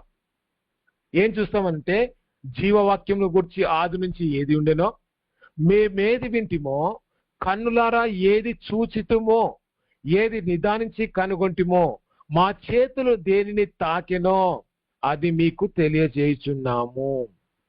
ఆ జీవము ప్రత్యక్షమాయెను, తండ్రి నుండి మాకు ప్రత్యక్షమైన ఆ నిత్య జీవమును మేము చూసి ఆ జీవముల గురించి సాక్ష్యం ఇచ్చుచు అనే మాటని యోహాను గారు రాస్తూ ఆయన యొక్క దైవత్వాన్ని గురించి ఆయనే దేవుడు జీవము అనే మాటని చెప్పే ప్రయత్నం చేశాడు. ఎందుకు చెప్పాడు? ఆనాటి మొదటి శతాబ్దంలో కొత్తగా ఏర్పడినటువంటి సంఘాలలో కొంతమంది తప్పుడు సిద్ధాంతాలు తీసుకొచ్చి యేసు ప్రభువారు అయితే మానవుడైనా ఉండాలి, అయితే ఆయనలో దైవత్వమైనా ఉండాలి, కానీ రెండు స్వభావాలు ఎట్లా ఉంటాయి, ఇది అర్థం చేసుకోవడానికి కష్టమని సంఘంలో ఉన్నటువంటి విశ్వాసులని వారు తప్పుదోవ పట్టించేటువంటి ప్రయత్నం చేశారు. అప్పుడు మీరు గమనిస్తే ఆ తర్వాత యేసు ప్రభువారి తర్వాత క్రీస్తు శకము 451లో చాల్సిడాన్ అనేటువంటి ఒక కౌన్సిల్ వారు ఏర్పాటు చేసుకున్నారు. ఎందుకు ఈ యొక్క ఆలోచన సభ ఎందుకు వారు ఏర్పాటు చేసుకున్నారు?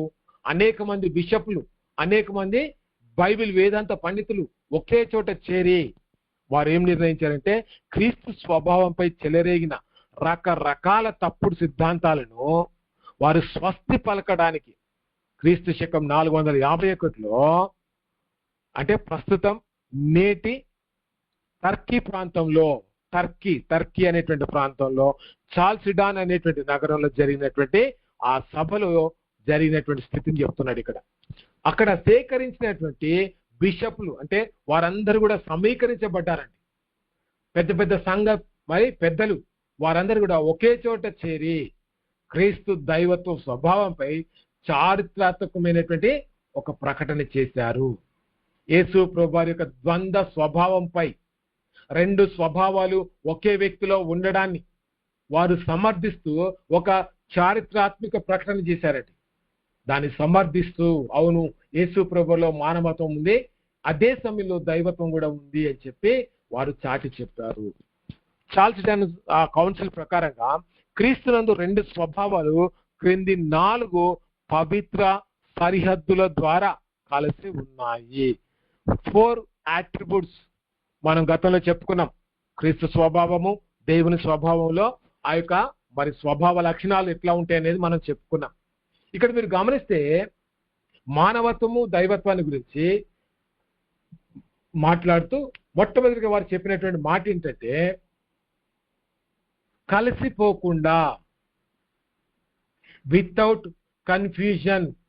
అంటే రెండు స్వభావాలు, దైవత్వము మానవత్వము, ఒకదానిలో ఒకటి కలిసిపోయి కొత్త స్వభావంగా ఏర్పడలేదు. దేనికదే ఉంది. ఆ ఉన్న దైవత్వం పూర్తిగా ఉంది, ఆ ఉన్న మానవత్వం పూర్తిగా ఉంది. అవి రెండు కలిసిపోలేదు. తమ ప్రత్యేకతని అవి అట్లనే ఉంచుకున్నాయి. అంటే యేసు ప్రభువులో దైవత్వం పూర్తిగా ఉంది, మానవత్వం కూడా పూర్తిగా ఉంది. అవి కలిసిపోలేదు అని అర్థం చేసుకోవాలి. రెండవది, మార్పు చెందకుండా, వితౌట్ చేంజ్. దైవత్వం కానీ మానవత్వం కానీ మారకుండా. దైవత్వం ఏమో మానవత్వంగా మారలేదు, మానవత్వం ఏమో దైవత్వంగా మారలేదు. ఎలాంటి చేంజెస్ లేవండి. ఉన్నాయి. యేసు ప్రభువులో దైవత్వం పూర్తిగా ఉంది, మానవత్వం కూడా పూర్తిగా ఉంది. అవి కలిసిపోలేదు లేదా మార్చుకోలేదు అనేది మనం అర్థం చేసుకోవాలి. మూడవది, విభజింపబడలేదు. అంటే తల భాగమేమో దైవత్వము, లేకపోతే మిగిలిన కింది భాగం అంతా కూడా శారీరక తత్వము, మానవత్వము అట్లా లేదండి. అట్లా విభజించవద్దు. అట్లా విభజించకుండా without division, fully God fully man, పూర్తిగా ఆయన మానవుడు, పూర్తిగా ఆయన దేవుడు. అవి కలిసిపోలేదు. ఆ స్వభావాలు మార్చుకోలేదు. ఆ రెండు స్వభావాలు అది విభజింపబడలేదు. రెండు స్వభావాలు వేరువేరు వ్యక్తులుగా విభజింపబడలేదు. అంటే నా కాళ్ళేమో దైవత్వము, లేకపోతే నా చేతులేమో మానవత్వము అని చెప్పడానికి వీల్లేదండి. ఫుల్లీ గాడ్ ఫుల్లీ మ్యాన్, పూర్తిగా దైవత్వము పూర్తిగా మానవత్వము ఏకకాలంలో యేసు ప్రభువులో ప్రత్యేకమైనటువంటి స్థితిలో ఉన్నాయి. అది అర్థం చేసుకోవాలి మనం. నాలుగవది, వేరు కాకుండా, వితౌట్ సపరేషన్. రెండు స్వభావాలు క్రీస్తులో ఎన్నటికీ వేరు కావు. అంటే దాని అర్థం ఏంటంటే ఆ రెండు స్వభావాలు ఉన్నప్పటికీ కూడా అవి ఒకదానితో ఒకటి కలిసిపోయే స్థితిలో లేవు. రెండు వేరువేరు వ్యక్తులుగా విభజింపబడలేదు. రెండు స్వభావాలు అవి ఎన్నటికీ కూడా వేరు కావు, అట్లనే స్థిరంగా ఉంటాయి. దీన్ని బట్టి ఏం అర్థం చేసుకుంటామంటే యేసుక్రీస్తు ప్రభువారు సమగ్ర మానవుడు, సంపూర్ణంగా దైవత్వం కలిగినటువంటి ఒక మానవుడిగా మనం చూసేటువంటి అవకాశం ఉంది. వెరీ వెరీ ఇంపార్టెంట్ అండి. తప్పుడు బోధలకు ఆధారము దీంట్లో నుంచే. కాబట్టి దీన్ని కరెక్ట్ గా మనం అర్థం చేసుకోవాలి. యేసుక్రీస్తు ప్రభువులో దైవత్వము మానవత్వము పూర్తిగా ప్రత్యేకత కలిగి తమ యొక్క ప్రత్యేకతని కాపాడుకుంటూ మరి ఫుల్లీ గాడ్ ఫుల్లీ మ్యాన్ గా యేసుక్రీస్తు ప్రభువారు ఉన్నాడనేది మనం అర్థం చేసుకోవాలి. ఈ నాలుగు ముఖ్యమైనటువంటి సరిహద్దులు చాల్సిడాన్ ఆలోచన సభ మరి క్రైస్తవ సమాజానికి ఇచ్చింది. ఈనాడు కూడా మరి పెద్ద పెద్ద ఏమంటారు మెయిన్ లైన్ చర్చెస్ వారు ఏం చేస్తా ఉంటారంటే పుస్తకాలు చూస్తూ ప్రార్థన చేస్తారు. ఎందుకు చేస్తారంటే ఇందులో ఉన్నటువంటి సత్యాలు తరతరాలకి అందించబడాలి.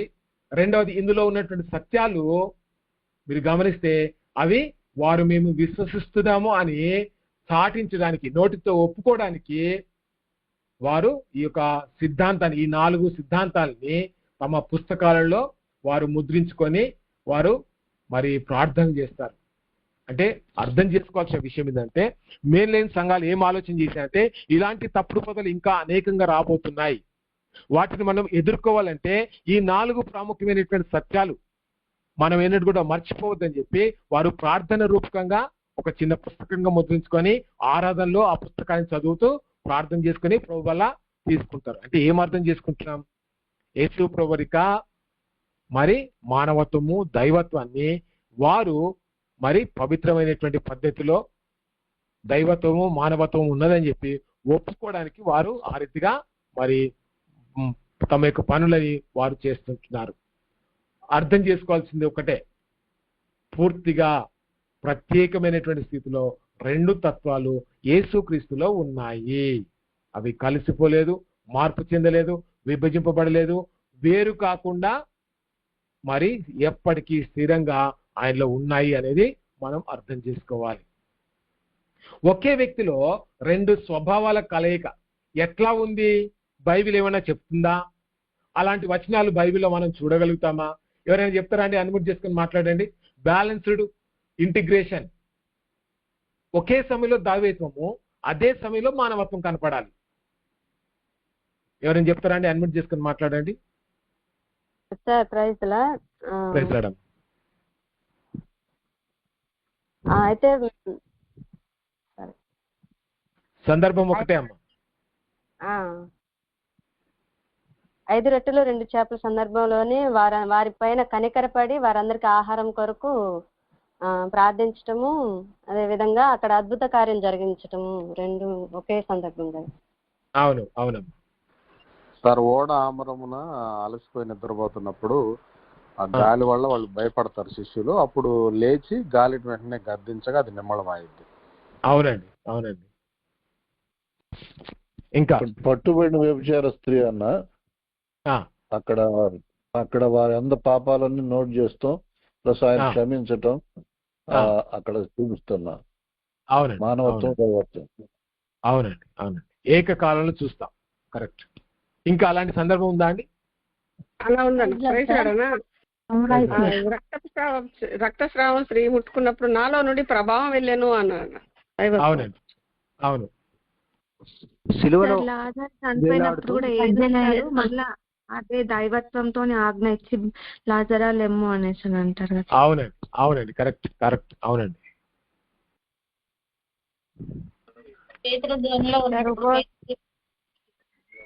మనిషిని బట్టి జాలర్లుగా చేస్తావని చెప్పేసి అక్కడ అద్భుతం చేస్తారు. అమ్మ సెట్ 46 మీరు చెప్పింది నాకు వినపడలేదమ్మా. అదే సార్, పేతురు ధోనిలో ఉన్నప్పుడు పేతురు దగ్గరకు వస్తాడు కదా సార్. అవును. పెట్టేటప్పుడు జాలరిగా ఉన్నప్పుడు ఆ సందర్భం తీసుకోవచ్చా sir? Okay okay okay okay. యోహాను సువార్త చివరి అధ్యాయం అమ్మ మీరు చెప్పింది? అవునవును సార్. అవునండి అవునండి. అంటే లూకాసు వార్త 24లో గలిలయ సముద్రం దగ్గర వాళ్ళు తెల్లవారులు ఇబ్బంది పడుతున్నప్పుడు ప్రభువే చేపల రొట్టెలు కాల్చిన చేపలు అక్కడ పెట్టి పిలుస్తాడు తర్వాత. అవునండి అవునండి. అంటే అక్కడ దైవత్వం ఎట్లా ఉందమ్మా? అంటే ఆయన మానవ రూపం అయిపోయింది కదండి అక్కడికి, పునరుత్థానం అయినాడు. అవును అవును అవును. ఓకే ఓకే రైట్ అండి. మనం ముందుకెళ్దాం.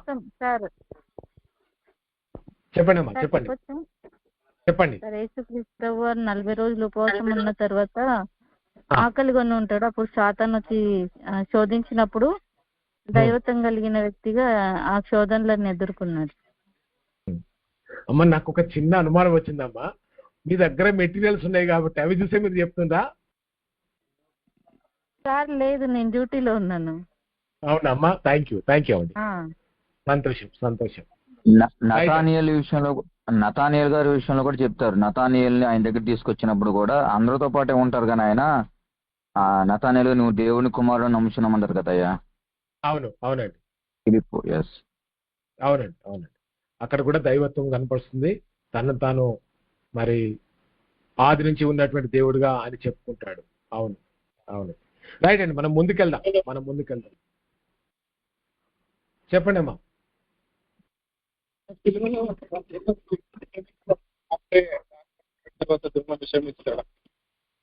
బ్రదర్ మీ వాయిస్ క్లియర్ గా లేదు.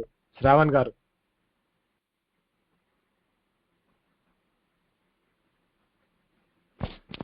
రైట్ అండి. మనం ముందుకెళ్దాం. ఒకే వ్యక్తిలో రెండు స్వభావాల కలయిక ఎట్లా బ్యాలెన్స్ అయినాయి అనేది మనం చూస్తున్నట్లయితే ఇక్కడ బైబిల్ సంఘటనలో ఈ రెండు స్వభావాలు ఒకే వ్యక్తిలో స్పష్టంగా కనిపిస్తాయండి. మీరు ఇంతకుముందు చెప్పినటువంటి విషయంలో పడవలో తుఫానుని అనుచుట, మార్కు సువార్త 4:37-39లో ఆయన అలసటతో నిద్రపోవడం ఆయన మానవత్వాన్ని చూపగా, లేచి మాటతో తుఫానును శాసించడం ఆయన దైవత్వాన్ని నిరూపిస్తుంది.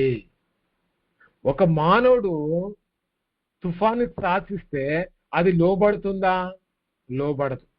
ఆయన దైవత్వాన్ని ఇక్కడ మనం అర్థం చేసుకోవాలి. ప్రకృతి ఆయన మాట వింటుంది, అదే సమయంలో ఆయన అలసిపోవడం ఆయన మానవత్వాన్ని చూపిస్తుంది. రెండు ఒకే సందర్భంలో చూస్తుంటున్నాం.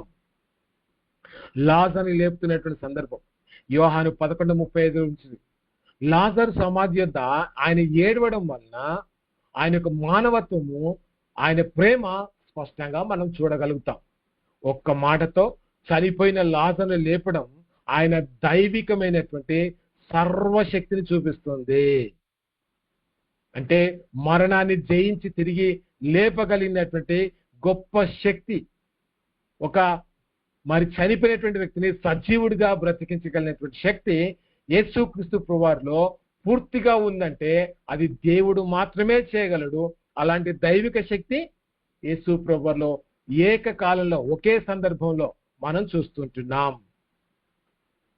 అంటే ఆయన హైపోస్టాటిక్ యూనియన్, ఆయనలో ఉన్నటువంటి దైవత్వము మానవత్వము స్పష్టంగా ఒకే చోట మనం చూడగలిగేటువంటి వచనాలు ఇవే కాకుండా ఇంకా అనేకంగా ఉన్నాయండి. మీలో చాలా మంది అలాంటి రెఫరెన్స్ చెప్పారు. దాన్ని బట్టి ఏమర్థం చేసుకుంటున్నామంటే ఆయన మానవత్వము ఆయన దైవత్వము కలిసి ఉన్నాయి. రెండు స్వభావాలు ఆయనలో ఉన్నాయి. రెండు స్వభావాలు ప్రత్యేకమైనటువంటి పద్ధతిలో తమ యొక్క ఉనికిని కోల్పోకుండా, అవి రెండు కలవకుండా ప్రత్యేకమైనటువంటి స్థితిలో ఫుల్లీ గాడ్ ఫుల్లీ మ్యాన్ గా యేసుక్రీస్తు ఉన్నాడు అని స్పష్టంగా బైబిల్ చెప్తుంది. ఇది మన రక్షణకి ఆధారం. తండ్రిని ఆయన సంతోషపరచడానికి, మానవుని విమోచించడానికి ఈ రెండు లక్షణాలు యేసుక్రీస్తులో ఖచ్చితంగా ఉండాలి. అవి ఉన్నాయి అని దేవుని యొక్క వాక్యం మనకు స్పష్టంగా తెలియచేస్తుంది. నాలుగోది క్రీస్తు యొక్క నిర్దోషత్వము, దాన్నే పాపరహితత్వము అని చెప్పి పిలుస్తారండి. సిన్లెస్నెస్ ఆఫ్ క్రైస్ట్. యేసు ప్రభువారిలో పాపమే లేదు. యేసు ప్రభువారిలో పాపమే లేదు. సకల మానవాళిలో యేసుక్రీస్తు మాత్రమే భూమిపై ఏ పాపము చేసినా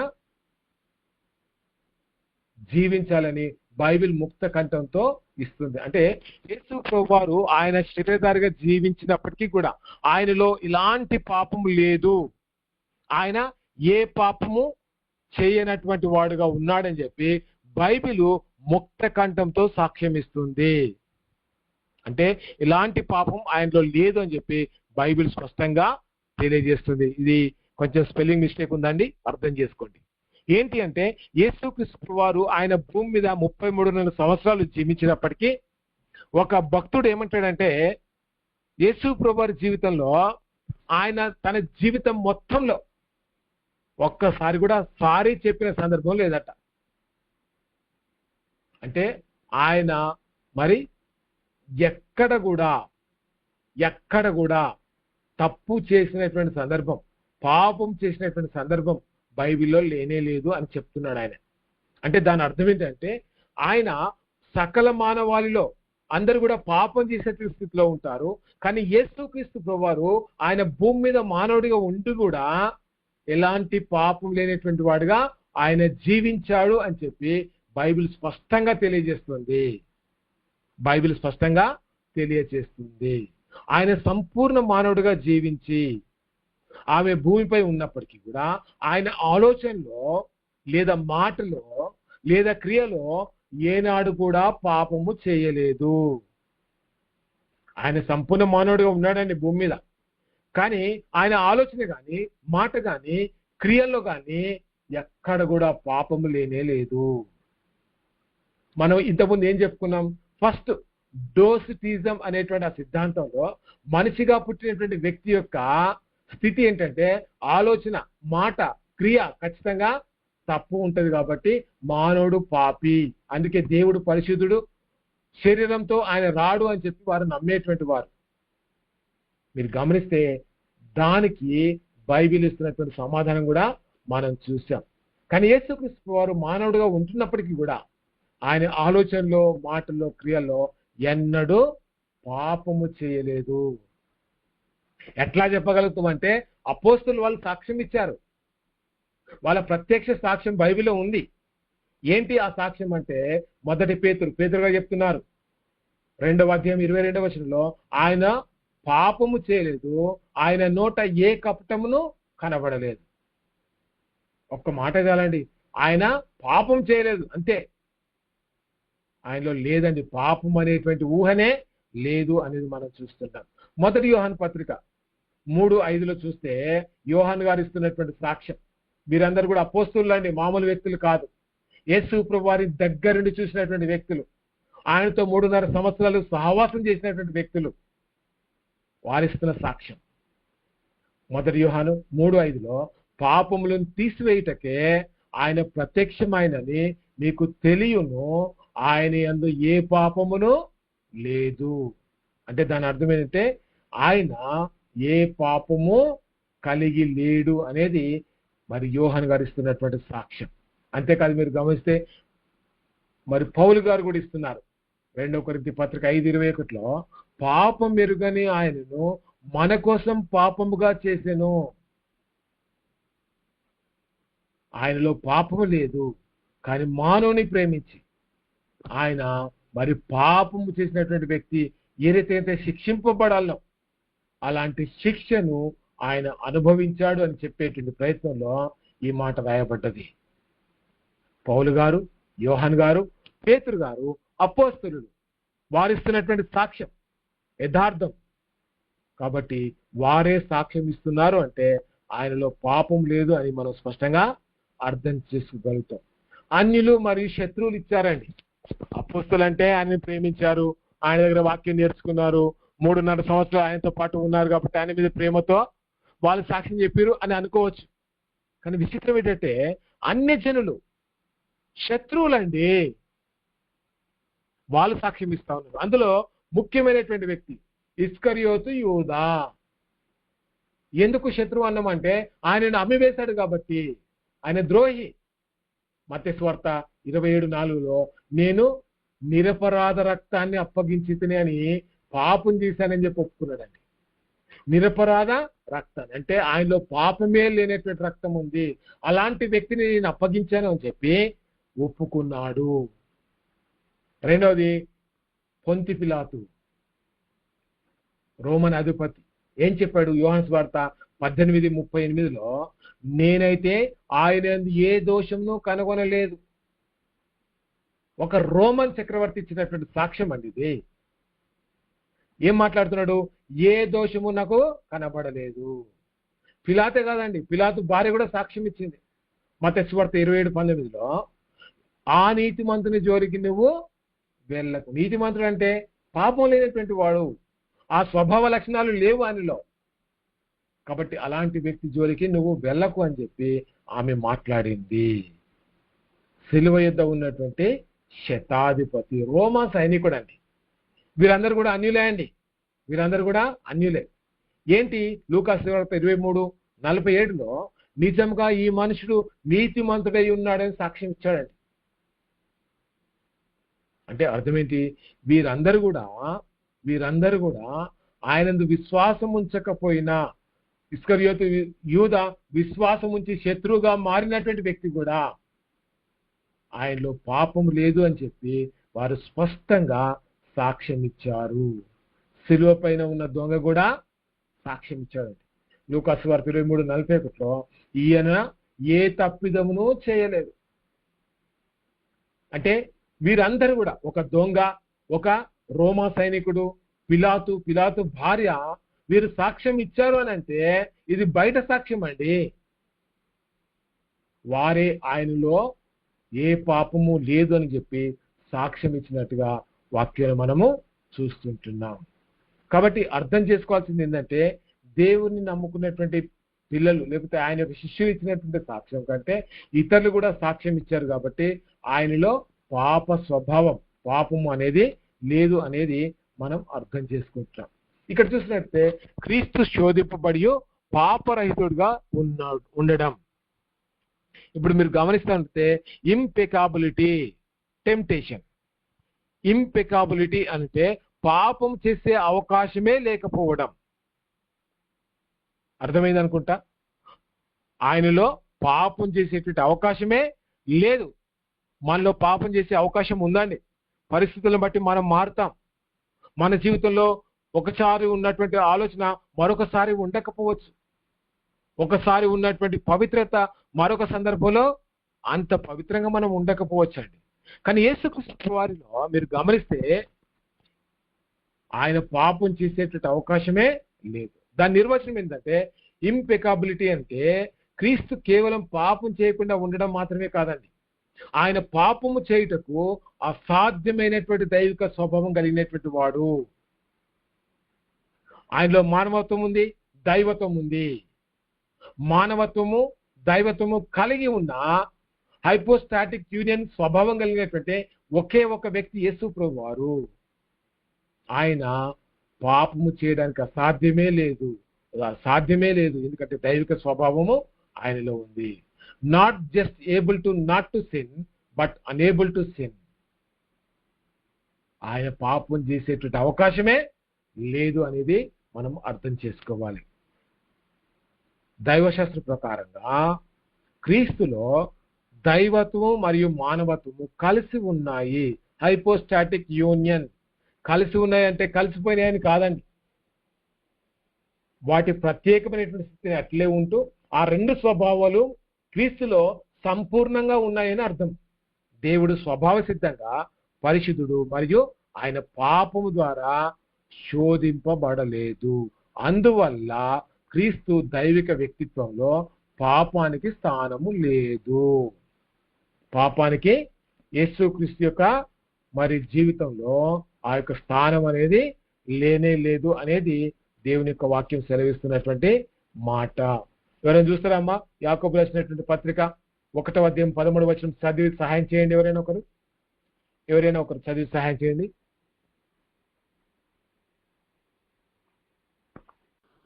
సార్ ప్రైజ్ లార్డ్ సార్. యాకోబు రాసిన పత్రిక 1వ అధ్యాయం 13వ వచనం. 13వ అధ్యాయం 13వ వచనం. దేవుడు కీడు విషయమై శోధింపబడనేరడు. ఆయన ఎవరిని శోధింపడు కనుక ఎవడైనా శోధింపబడినప్పుడు నేను దేవుని చేత శోధింపబడుచున్నానని అనకూడదు. ప్రతివాడు తన స్వకీయమైన దురాశ చేత ఈగబడి మరులు కొల్పబడిన వాడే శోధింపబడును. చాలా మానవుని స్వభావంలో శోధింపబడేటువంటి స్థితి ఖచ్చితంగా వస్తుంది. కాబట్టి అలాంటి స్థితి వచ్చినప్పుడు మానవుడు మరి తన జీవితంలో పాపం చేసేటువంటి పరిస్థితి ఖచ్చితంగా ఉంటుంది. కానీ యేసు ప్రభువు వారి జీవితంలో మీరు గమనిస్తే ఇక్కడ చూడండి 12వ వచనంలో శోధన సహించేవాడు ధన్యుడు, అతడు శోధనకు నిలిచిన వాడే తను తాను ప్రేమించి వారికి వాగ్దానం చేసిన జీవి కిరీటము పొందును. అంటే మీరు గమనించాలంటే ఆ శోధింపబడినటువంటి స్థితిలో కూడా పాపము చేయకుండా ఉండేటువంటి స్థితి యేసుక్రీస్తులో ఉన్నది అనేది ఈ యొక్క 12 నుంచి 18 వచనాల్లో మనం స్పష్టంగా చూస్తుంటున్నాం. అంటే ఆయన శోధింపబడి కూడా తన పరిశుద్ధతని ఆయన కాపాడుకున్నాడు అనేది మనం చూస్తుంటున్నాం. నిజమైనటువంటి శోధన ఏంటి, రియల్ టెంప్టేషన్ ఏంటి అనేది మనం చూస్తే క్రీస్తు పాపము చేయడం అసాధ్యమైనప్పటికీ ఆయన పొందినటువంటి శోధనలు నిజమైనవి. అంటే ఒక రాతి గోడను ఒక పెద్ద వాహనం వచ్చి గుద్దినప్పుడు ఆ గోడ పడిపోకపోయినా ఆ వాహనం యొక్క పూర్తి ఒత్తిడిని తట్టుకుంటుంది. అలాగే క్రీస్తు పాపానికి లొంగలేదు కాబట్టి పాపం యొక్క సంపూర్ణమైనటువంటి శోధన ఆ తీవ్రతను ఆయన అనుభవించి ఏం చేశాడంటే ఆ విజయాన్ని సాధించాడు. గోడ పడిపోలేదు అంటే అర్థం ఏంటమ్మా? గట్టిగా స్థిరంగా ఉంది అని అర్థం. ఆ ఒత్తిడిని తట్టుకున్నది అని అర్థం. యేసు ప్రభువులో శోధనలు వచ్చాయండి. సాతాను అపవాది శోధించింది.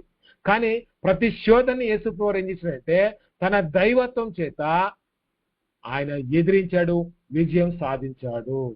హెబ్రీ రాసిన పత్రిక 4వ అధ్యాయము 15వ వచనం. మన ప్రధాన యాజకుడు మన బలహీనతల యందు మనతో సహానుభూతి లేనివాడు కాడు.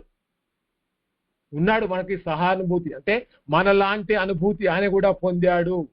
ఆయన పాపం లేనివాడయ్యో అన్ని విషయములలో మన వలనే శోధింపబడను. ఎవరైనా అనొచ్చు, ఆయన శోధింపబడితే పాపాలు పడి అవకాశం ఉంది, అందుకే ఆయనకు శోధన రాలేదు అని అనడానికి వీల్లేదండి.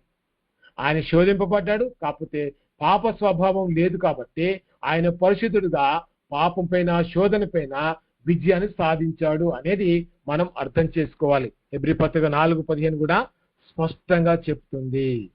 మానవ స్థితి ఆయనలో పూర్తిగా ఉంది, కానీ ఆ మానవ స్థితిలో ఆయనలో దైవత్వం ఉంది కాబట్టి ఈ శోధనలన్నీ కూడా ఆయన జయించాడు. నిర్దోషత్వానికి మరి చూస్తున్నట్లయితే ఆ సిద్ధాంతం యొక్క రక్షణ ప్రాముఖ్యత, యేసు ప్రభువారి యొక్క నిర్దోషత్వ సిద్ధాంతానికి రక్షణ యొక్క ప్రాముఖ్యత. నిష్కలంకమైనటువంటి బలియాగం పాత నిబంధన యాజక ధర్మ ప్రకారం దేవునికి అర్పించేటువంటి గొర్రెపిల్ల ఏ మచ్చ డాగు లేకపోతే కలంకం లేనిదై ఉండాలి, వంకర లేనిదై ఉండాలి. మనం చెప్పుకున్నాం కదండి ఇంతకుముందు. మానవాళి పాప పరిహారార్థము క్రీస్తు దేవునికి బలిగా అర్పింపబడాలంటే ఆయన సొంత పాపాలు లేని నిష్కలంక గొర్రెపిల్లలాగా ఉండాలి. ఆయన నిర్దోషత్వము మీరు గమనిస్తే పాపాలను ఆయన నిర్దోషత్వము మరి మన యొక్క పాపాలను తన పైన వేసుకోగలిగే స్థితిలో యేసయ్య ఉండాలి. మన పాపం లేనివాడుగా ఉండాలి, అదే సమయంలో మన పాపాలని ఆయన తన పైన వేసుకోగలిగి వాటిని దూరం చేసేటువంటి స్థితిలో యేసయ్య ఉండాలి. దాని గురించి మీరు గమనిస్తే యోహాను సువార్తలో మరి యోహాను గారు మాట్లాడుతారు ఏంటంటే, ఇదిగో లోక పాపాలను మోసుకొని పోవు దేవుని గొర్రెపిల్ల. పాత నిబంధనలో ఉన్నటువంటి ఆచారం ఏంటంటే, వారు ఏదైనా పాపం చేసినప్పుడు దేవాలయానికి వచ్చినప్పుడు ఆ పాపానికి ప్రతిగా గొర్రెపిల్లని వారు అడవిలో వదిలిపెట్టేటువంటి వారు. ఆ పాపము ఆ గొర్రెపిల్లతో పాటు వెళ్ళిపోయింది అని చెప్పి నమ్మేటువంటి వారు. యేసుక్రీస్తు వారు కూడా ఆయన పాపం లేనటువంటి మచ్చ డాగు కలంకము వంకర ఏ మాత్రం లేనటువంటి స్థితిలో ఆయన ఉన్నాడు. ఆ ఉన్నటువంటి నిర్దోషత్వాన్ని కలిగినటువంటి దేవుడు మన పాపాలను తన పైన వేసుకోగలిగి మనల్ని పాపం నుంచి విడిపించేటువంటి స్థితిలో ఉన్నాడు అని చెప్పి హెబ్రీ పత్రిక 9:14 స్పష్టంగా చెప్తుంది. రెండవది పరిపూర్ణ నీతిని సంపాదించుట. యేసుక్రీస్తు ధర్మశాస్త్రం అంతటిని సంపూర్ణంగా నెరవేర్చి దేవుని ఎదుట పరిపూర్ణ నీతిని ఆయన సంపాదించాడు. మనం ఆయనను విశ్వసిస్తున్నప్పుడు ఆయన సంపాదించిన నిర్దోషమైనటువంటి నీతి మనకు ఆపాదించబడుతుంది. Imputed of righteousness. ఆదాం యొక్క పాప స్వభావం మనకి ఎట్లయితే ఇంప్యూటెడ్ వచ్చిందో ఆపాదించబడిందో అదే రీతిగా యేసుక్రీస్తునందు నీతి కూడా మనకు ఆపాదించబడుతుంది, ఇంప్యూటెడ్ చేయబడుతుంది. అంటే ఏం గమనిస్తున్నాం? ఆయన నిర్దోషత్వం మనకి చాలా ప్రాముఖ్యం, మన రక్షణకి ఆధారం. ఆయన పాపం లేనివాడు అయితేనే మన పాపాన్ని తీసివేయగలుగుతాడు. అంతేకాదు ఆయన తన నీతిని మనకి ఇవ్వాలి అంటే కూడా ఆయనలో పాపం ఉండకూడదు. కాబట్టి యేసుక్రీస్తు వారు అలాంటి నిర్దోషత్వాన్ని కలిగినటువంటి వాడుగా ఉన్నాడు. అది మన రక్షణ సిద్ధాంతానికి అత్యంత ప్రాముఖ్యం అనే విషయాన్ని మనం చూస్తుంటున్నాం. కాబట్టి యేసుక్రీస్తుని మనం ధ్యానం చేస్తున్నప్పుడు ఆయన యొక్క మరి పవిత్రమైనటువంటి జీవితం, పరిశుద్ధమైనటువంటి జీవితం, మరి ఆయనలో ఉన్నటువంటి హైపోస్టాటిక్ యూనియన్, ఆయన యొక్క మానవత్వాన్ని మనం ఖచ్చితంగా పరిశీలన చేయాలి. రైట్ అండి, ఇంతటితో క్లాసు ముగించుకుందాం. మీకు ఏదైనా చెప్పబడిన దాంట్లో నుంచి ఏదైనా అర్థం కాకపోయినా ఏదైనా ప్రశ్న ఉన్నా దయచేసి అడగండి, మరి దాని గురించి మనం మాట్లాడుకుందాం.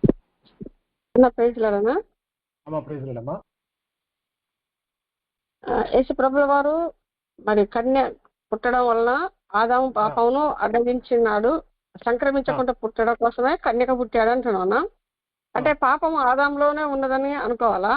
అసలు పాపం చేసింది స్త్రీ కదా. అసలు పాపం చేసింది స్త్రీ కదా, ఆ స్త్రీ సంతానంగా వాళ్ళిద్దరి అంటే తల్లిదండ్రుల కలయిక వల్ల మరియ పుట్టింది కదా. మరి ఇప్పుడు మరియలో ఏదైనా పాపం లేదంటారా? ఇది ఏంటిదన్న? ఇది కొంచెం అర్థం ఎక్స్ప్లెయిన్ చేయండి దయచేసి. అమ్మా ఇక్కడ మనము మరియాని గురించి మాట్లాడుకోవటం లేదు, బాగా అర్థం చేసుకోవాలమ్మా. మరియా ఆమె యొక్క పుట్టుకను గురించి మనం మాట్లాడుకోవటం లేదు. మనం మాట్లాడుకుంటుంది ఏంటంటే యేసు ప్రభువారి పుట్టుకలో పరిశుద్ధత. యేసు ప్రభువారు కేవలం ఒక స్త్రీ సంతానంగా ఆయన జన్మిస్తేనే ఆయన పరిశుద్ధుడిగా ఉండే అవకాశం ఉంది. తల్లిదండ్రుల కలయిక ద్వారా పుడితే ఆయనలో పాప స్వభావం, తల్లిదండ్రుల స్వభావం వస్తుంది. అలా రాకుండా ఉండడం కోసం ఆయన స్త్రీ సంతానంగా పరిశుద్ధాత్మ ద్వారా ఆయన జన్మించాడు. అది అదే అన్న కరెక్ట్ అన్న, మీరు చెప్పింది నాకు అర్థమైంది. కానీ అంటే ఇక్కడ పురుషుడిని డివైడ్ చేసేసారు, మరి స్త్రీని అంగీకరించారు. ఆ స్త్రీ పుట్టిన విధానం కూడా పాప సంతానంగానే వచ్చింది కదా ఆమె కూడా. అక్కడ స్త్రీ బ్లడ్ ఆయనకు సంక్రమించలేదా? అట్లా అంటుందా? అక్కడ పరిశుద్ధాత్మ ప్రమేయం ఉన్నది, అది మనం మర్చిపోతున్నాం. అది కాదు సార్ సిస్టర్ గారు అంటారు యేసు ప్రభు గారు ఓకే, కానీ మరియ గారు తల్లిదండ్రుల ప్రమేయంగా జన్మించింది కదా, వాళ్ళ పాప స్వభావం ఇంట్లో ఉంటుంది కదా. కాబట్టి ఆమె పరిశుద్ధాత్మ ప్రకారంగా వచ్చినాడు ఓకే, కానీ ఈ స్త్రీ కన్యక ఎవరైతే ఉన్నారో ఆమెకు తల్లిదండ్రులు ఉన్నారు కదా, ఆ తల్లిదండ్రుల కలయిక వలన ఈమె వచ్చింది కదా, కాబట్టి యేసు ప్రభు వారికి ఆ స్వభావం ఉంటుంది కదా అని. అందుకేనేమో ఒక చోట అంటారు కదా సార్, పాపముగా చేయబడేను అని. మనకు అదేమన్నా ఆన్సర్ అవుతుందేమో అని సార్. కాదండి అది తప్పుడు సిద్ధాంతం అవుతుంది. నేను చెప్పొచ్చా సార్? చెప్పండి అమ్మా.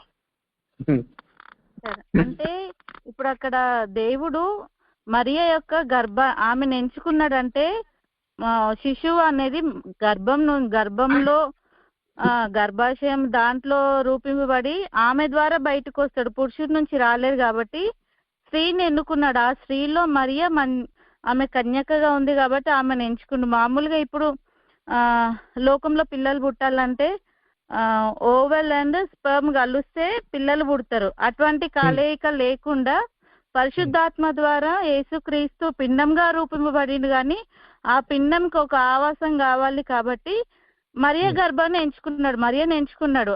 ఆమెలో ఉన్న ఆ రక్తం ఏది కూడా యేసుక్రీస్తుకి ప్రవహించలేదు. ఆయన రక్తంలో ఏది కూడా మరియకు సంబంధించిన ఆనవాళ్ళు లేదు.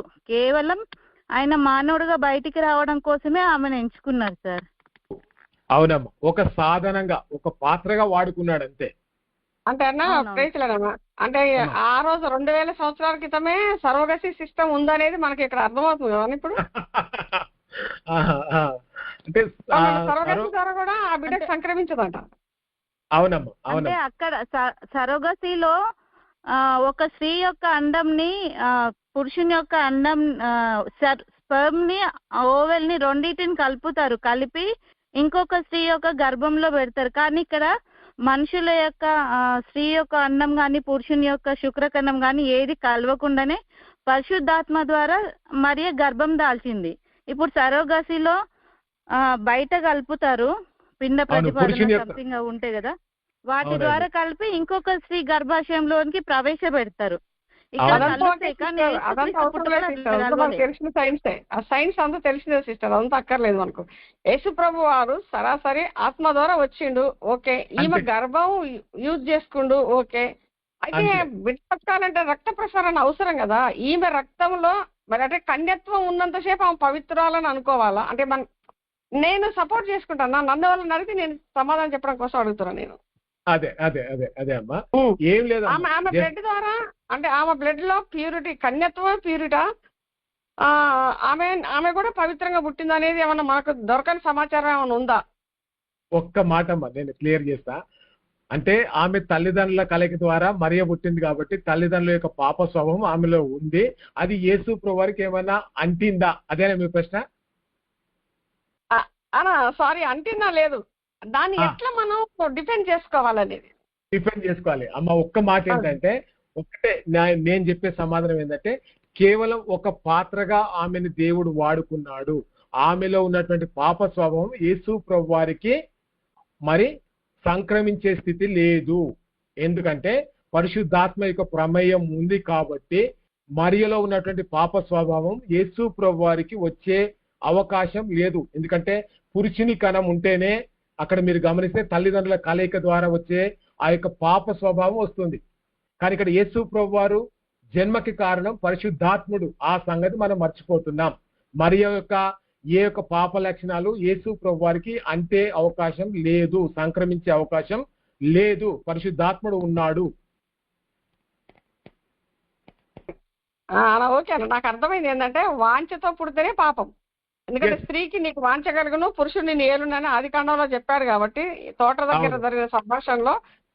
సో ఇక్కడ ఏమో వాంఛతో కనలేదు, ఆత్మతో కనింది కనుక నాకు అర్థమైంది. థ్యాంక్ యూ అన్న. Okay okay okay. ఇంకా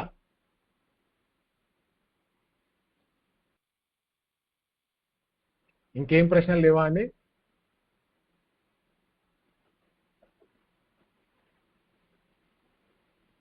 నాకే ఒక ప్రశ్న అన్న, దీని ఎగ్జామ్ మేము ఇప్పుడు మీరు చెప్పిన దాన్ని ఆ స్టేజ్కి రాస్తే సరిపోతుందన్నా? ఇప్పుడు ఈ బుక్ చూసి మీరు చెప్పిన మెసేజ్ అన్ని కూడా స్క్రీన్ షాట్ తీసుకున్నా. అమ్మ మీకు మెటీరియల్ వచ్చిందా? వచ్చిందన్న. ఆ మెటీరియల్ ఉన్నటువంటి విషయాలే నేను కొంచెం ఎక్స్ప్లెయిన్ చేసి చెప్తా ఉన్నాను. నేను అంతే చూస్తా ఉన్నా, నేను దాన్ని మీరు చెప్పేదాన్ని చూస్తూ చేస్తున్నాను. అవునమ్మా, అప్పుడు నీకు ఇంకా బాగా అర్థమై ఉంటుంది. మరి చాలా బాగా అర్థమైన క్వశ్చన్స్ కూడా నేను ఆన్సర్ చేసుకుంటున్నాను. అవునమ్మా, ఓకే, థ్యాంక్ యూ.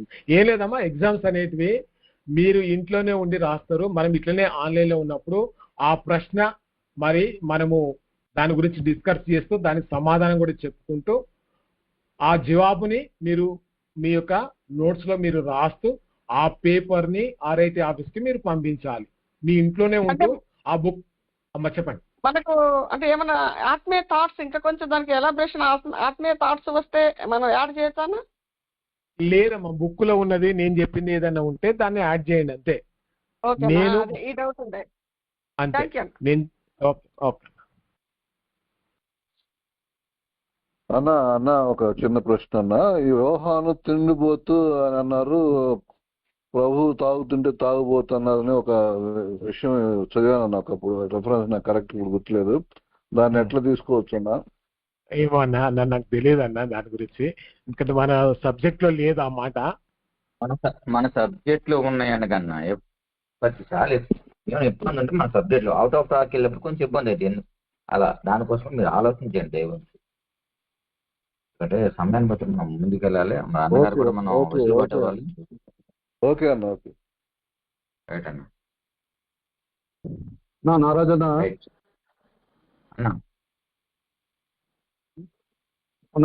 నారాజు అన్న, ఇక్కడ మన సెట్ 47 నంబర్ 47 తనకి ఇంకా మెటీరియల్ రాలేదు నా. 47 గ్రూప్ లో పోస్ట్ చేయమనండి ఆయన అడ్రస్ అయ్యాను ఒకసారి. 47 అమ్మా రెస్పాండ్ బ్రదర్ శివకృష్ణ.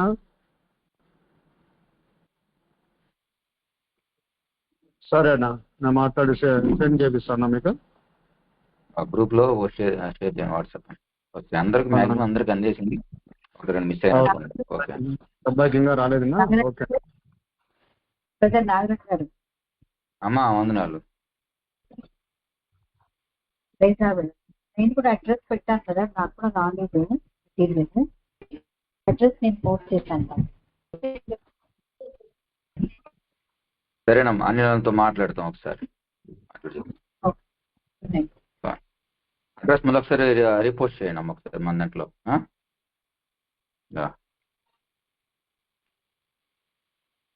రైట్ మంచిది. మరి ప్రోగ్రాం ఇంతవరకు మరి ముగించడం జరిగింది. ఇంతవరకు చక్కగా మీకున్న అనుమానాలను ప్రశ్నల రూపంలో అడిగి ఒకరొకరు వాదించుకోవడం అన్నది ఇక్కడ మన కాన్సెప్ట్ కాదు, తెలుసుకోవడం అన్నది ఈ కాన్సెప్ట్. దాన్ని పరిగణలో తీసుకోరండి. ఎవరో వాదోపవాదనకి వెళ్ళడానికి వీలు లేదు. మనం అందరం నేర్చుకుంటున్నాం కాబట్టి దాన్ని బట్టి మరి ముందుకు వెళ్దాం. రైట్. మరి ఆఖరి ప్రార్థన 5th స్క్వాడ్ నుంచి ఎవరికి ఇవ్వబడింది అమ్మా? అన్నా వందనాలు. 45 రైట్ అన్న, సమయం తీసుకుంటాను అండి. ప్రార్థన చేద్దాం. దయచేసి తల్ల వంచండి. ప్రత్యేకమైన ప్రార్థన అవసరాలు ఏమైనా ఉంటే చాట్ బాక్స్ లో పెట్టండి. జరిగినటువంటి క్లాస్ నిమిత్తం ప్రార్థన చేసుకుందాం. పరిశుద్ధుడా, ప్రేమ కలిగిన తండ్రి, ఘనమైన శ్రేష్టమైన ఉన్నతమైన నామానికి వందనాలయ్యా, స్తోత్రాలు చెల్లిస్తున్నాను. పరమ తండ్రి, ఈ దినమన్న ప్రభా నీ దాసుని నిలబెట్టుకొని జరిగించినటువంటి క్లాస్ ప్రభా నీకు వందనాలు, స్తోత్రాలు చెల్లిస్తున్నాను. విన్నటువంటి ప్రతి ఒక్క మాటను కూడా ప్రభా భద్రపరుచుకొని తండ్రి, ఏ విధంగా అయితే మీరు సంపూర్ణ మానవుడిగా సంపూర్ణ దైవత్వం కలిగి వచ్చావో అయ్యా, ఆ విషయాన్ని మేము పూర్తిగా నేర్చుకోవటానికి ఈ దినమంది మీరు మాకు సహాయం చేస్తూ వచ్చారు ప్రభా. ఎన్నో ప్రభా చెడ్డ సిద్ధాంతాలు ఉన్నప్పటికీ ప్రభా తండ్రి అవన్నీ ప్రభా బైబిల్ గ్రంథం నుంచి తండ్రి నేర్చుకోవటానికి ఇదిగోనైనా మీరు సంపూర్ణ మానవుడిగా సంపూర్ణ దైవత్వం కలిగిన వ్యక్తి అని ప్రభా నేర్చుకోవటానికి సహాయం వచ్చారు. బట్టి స్తోత్రాలు చెల్లిస్తున్నాను. వచ్చిన ప్రతి ఒక్కరిని మీరు జ్ఞాపకం చేసుకోండి ప్రభా.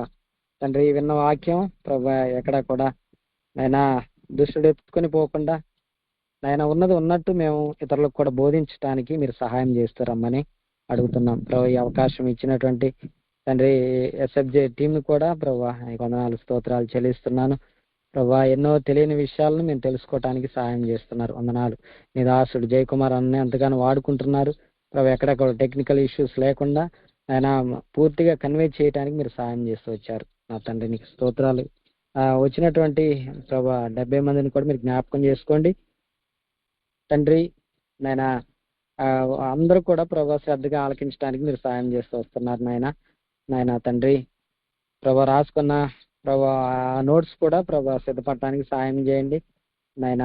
అదేవిధంగా ప్రభు కూడి వచ్చిన బిడ్డల్లో ఎవరైనా అనారోగ్యాలతో ఉంటే అనారోగ్యం తీసివేయండి, సంపూర్ణ ఆరోగ్యాలు దయచేయండి, సహాయం చేయండి నాయన. ఈరోజు నాగరాజు అన్నకి ఆయన ఎంపీటీసీ ఎగ్జామ్ జరుగుతుంది. దయతో ప్రభా మీరు జ్ఞాపకం చేసుకోండి. ఆ ఎంపీటీసీలో నేర్చుకున్న విషయాలన్నీ కూడా ప్రభా తండ్రి నేర్చుకున్న విషయాలు ఎగ్జామ్ రూపంలో ప్రజెంట్ చేయటానికి మీరు మంచి జ్ఞానాన్ని అనుగ్రహించమని ప్రార్థన చేస్తున్నాను.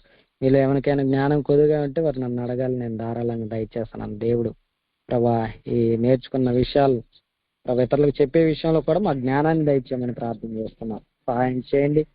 ముందున్న కార్యక్రమం అంతటి మీ చేతులకు అప్పగిస్తున్నాం. వచ్చిన ప్రతి ఒక్క కుటుంబాన్ని పేరు పేరున జ్ఞాపకం చేసుకోండి ప్రభా. అన్న జయకుమార్ అన్న కూడా ఇంకా బలంగా వాడుకోండి, మంచి జ్ఞానాన్ని ఇవ్వండి, ఆరోగ్యాన్ని ఇవ్వండి, కుటుంబాన్ని అంతటిని జ్ఞాపకం చేసుకోండి అయ్యా తండ్రి. రిట్ ఇన్స్టిట్యూట్ ని కూడా మీరు జ్ఞాపకం చేసుకోండి. అనిలన్న కూడా మీరు వాడుకుంటున్న విధానం బట్టి స్తోత్రాలు చెల్లిస్తూ ప్రార్థన విజ్ఞాపనలన్నీ మీరు ఆలకించినందుకు నీకు వందనాలు. ఈ దినమందు ఎక్కడ కూడా ఎటువంటి టెక్నికల్ ఇష్యూస్ లేకుండా నీ నామాన్ని మహిమకరంగా మాకు అందరికి దీవెనకరంగా జరిగించారని నమ్ముతూ స్తుతిస్తూ యేసుక్రీస్తు పరిశుద్ధ నామమున పేరిట ప్రార్థిస్తూ వేడుకుంటున్నాను పరమ తండ్రి. ఆమేన్. ఆమేన్. థ్యాంక్ యూ అన్న. చక్కగా మరి అందరి నిమిత్తం జరిగిన కాన్ఫరెన్స్ నిమిత్తం ప్రార్థన చేసిన సోదరులు నాగేశ్వర బ్రదర్ గారికి మరి హృదయపూర్వకమైన వందనాలు. రైట్, అలాగే ఉందో మరి ఆఖరి ఆశీర్వాద ప్రార్థించుకుని ఈ కార్యక్రమం ముగించు అన్న. వందనాలు. 9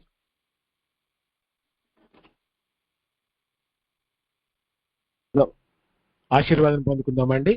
మన తండ్రి దేవుని యొక్క ప్రేమ, మన ప్రభువైన యేసుక్రీస్తు యొక్క కృప, పరిశుద్ధాత్మిక అన్యుడి సహవాసము ఇప్పుడున్నో ఎల్లప్పుడున్నో సదాకాలం మనందరికీ తోడై ఉండును గాక.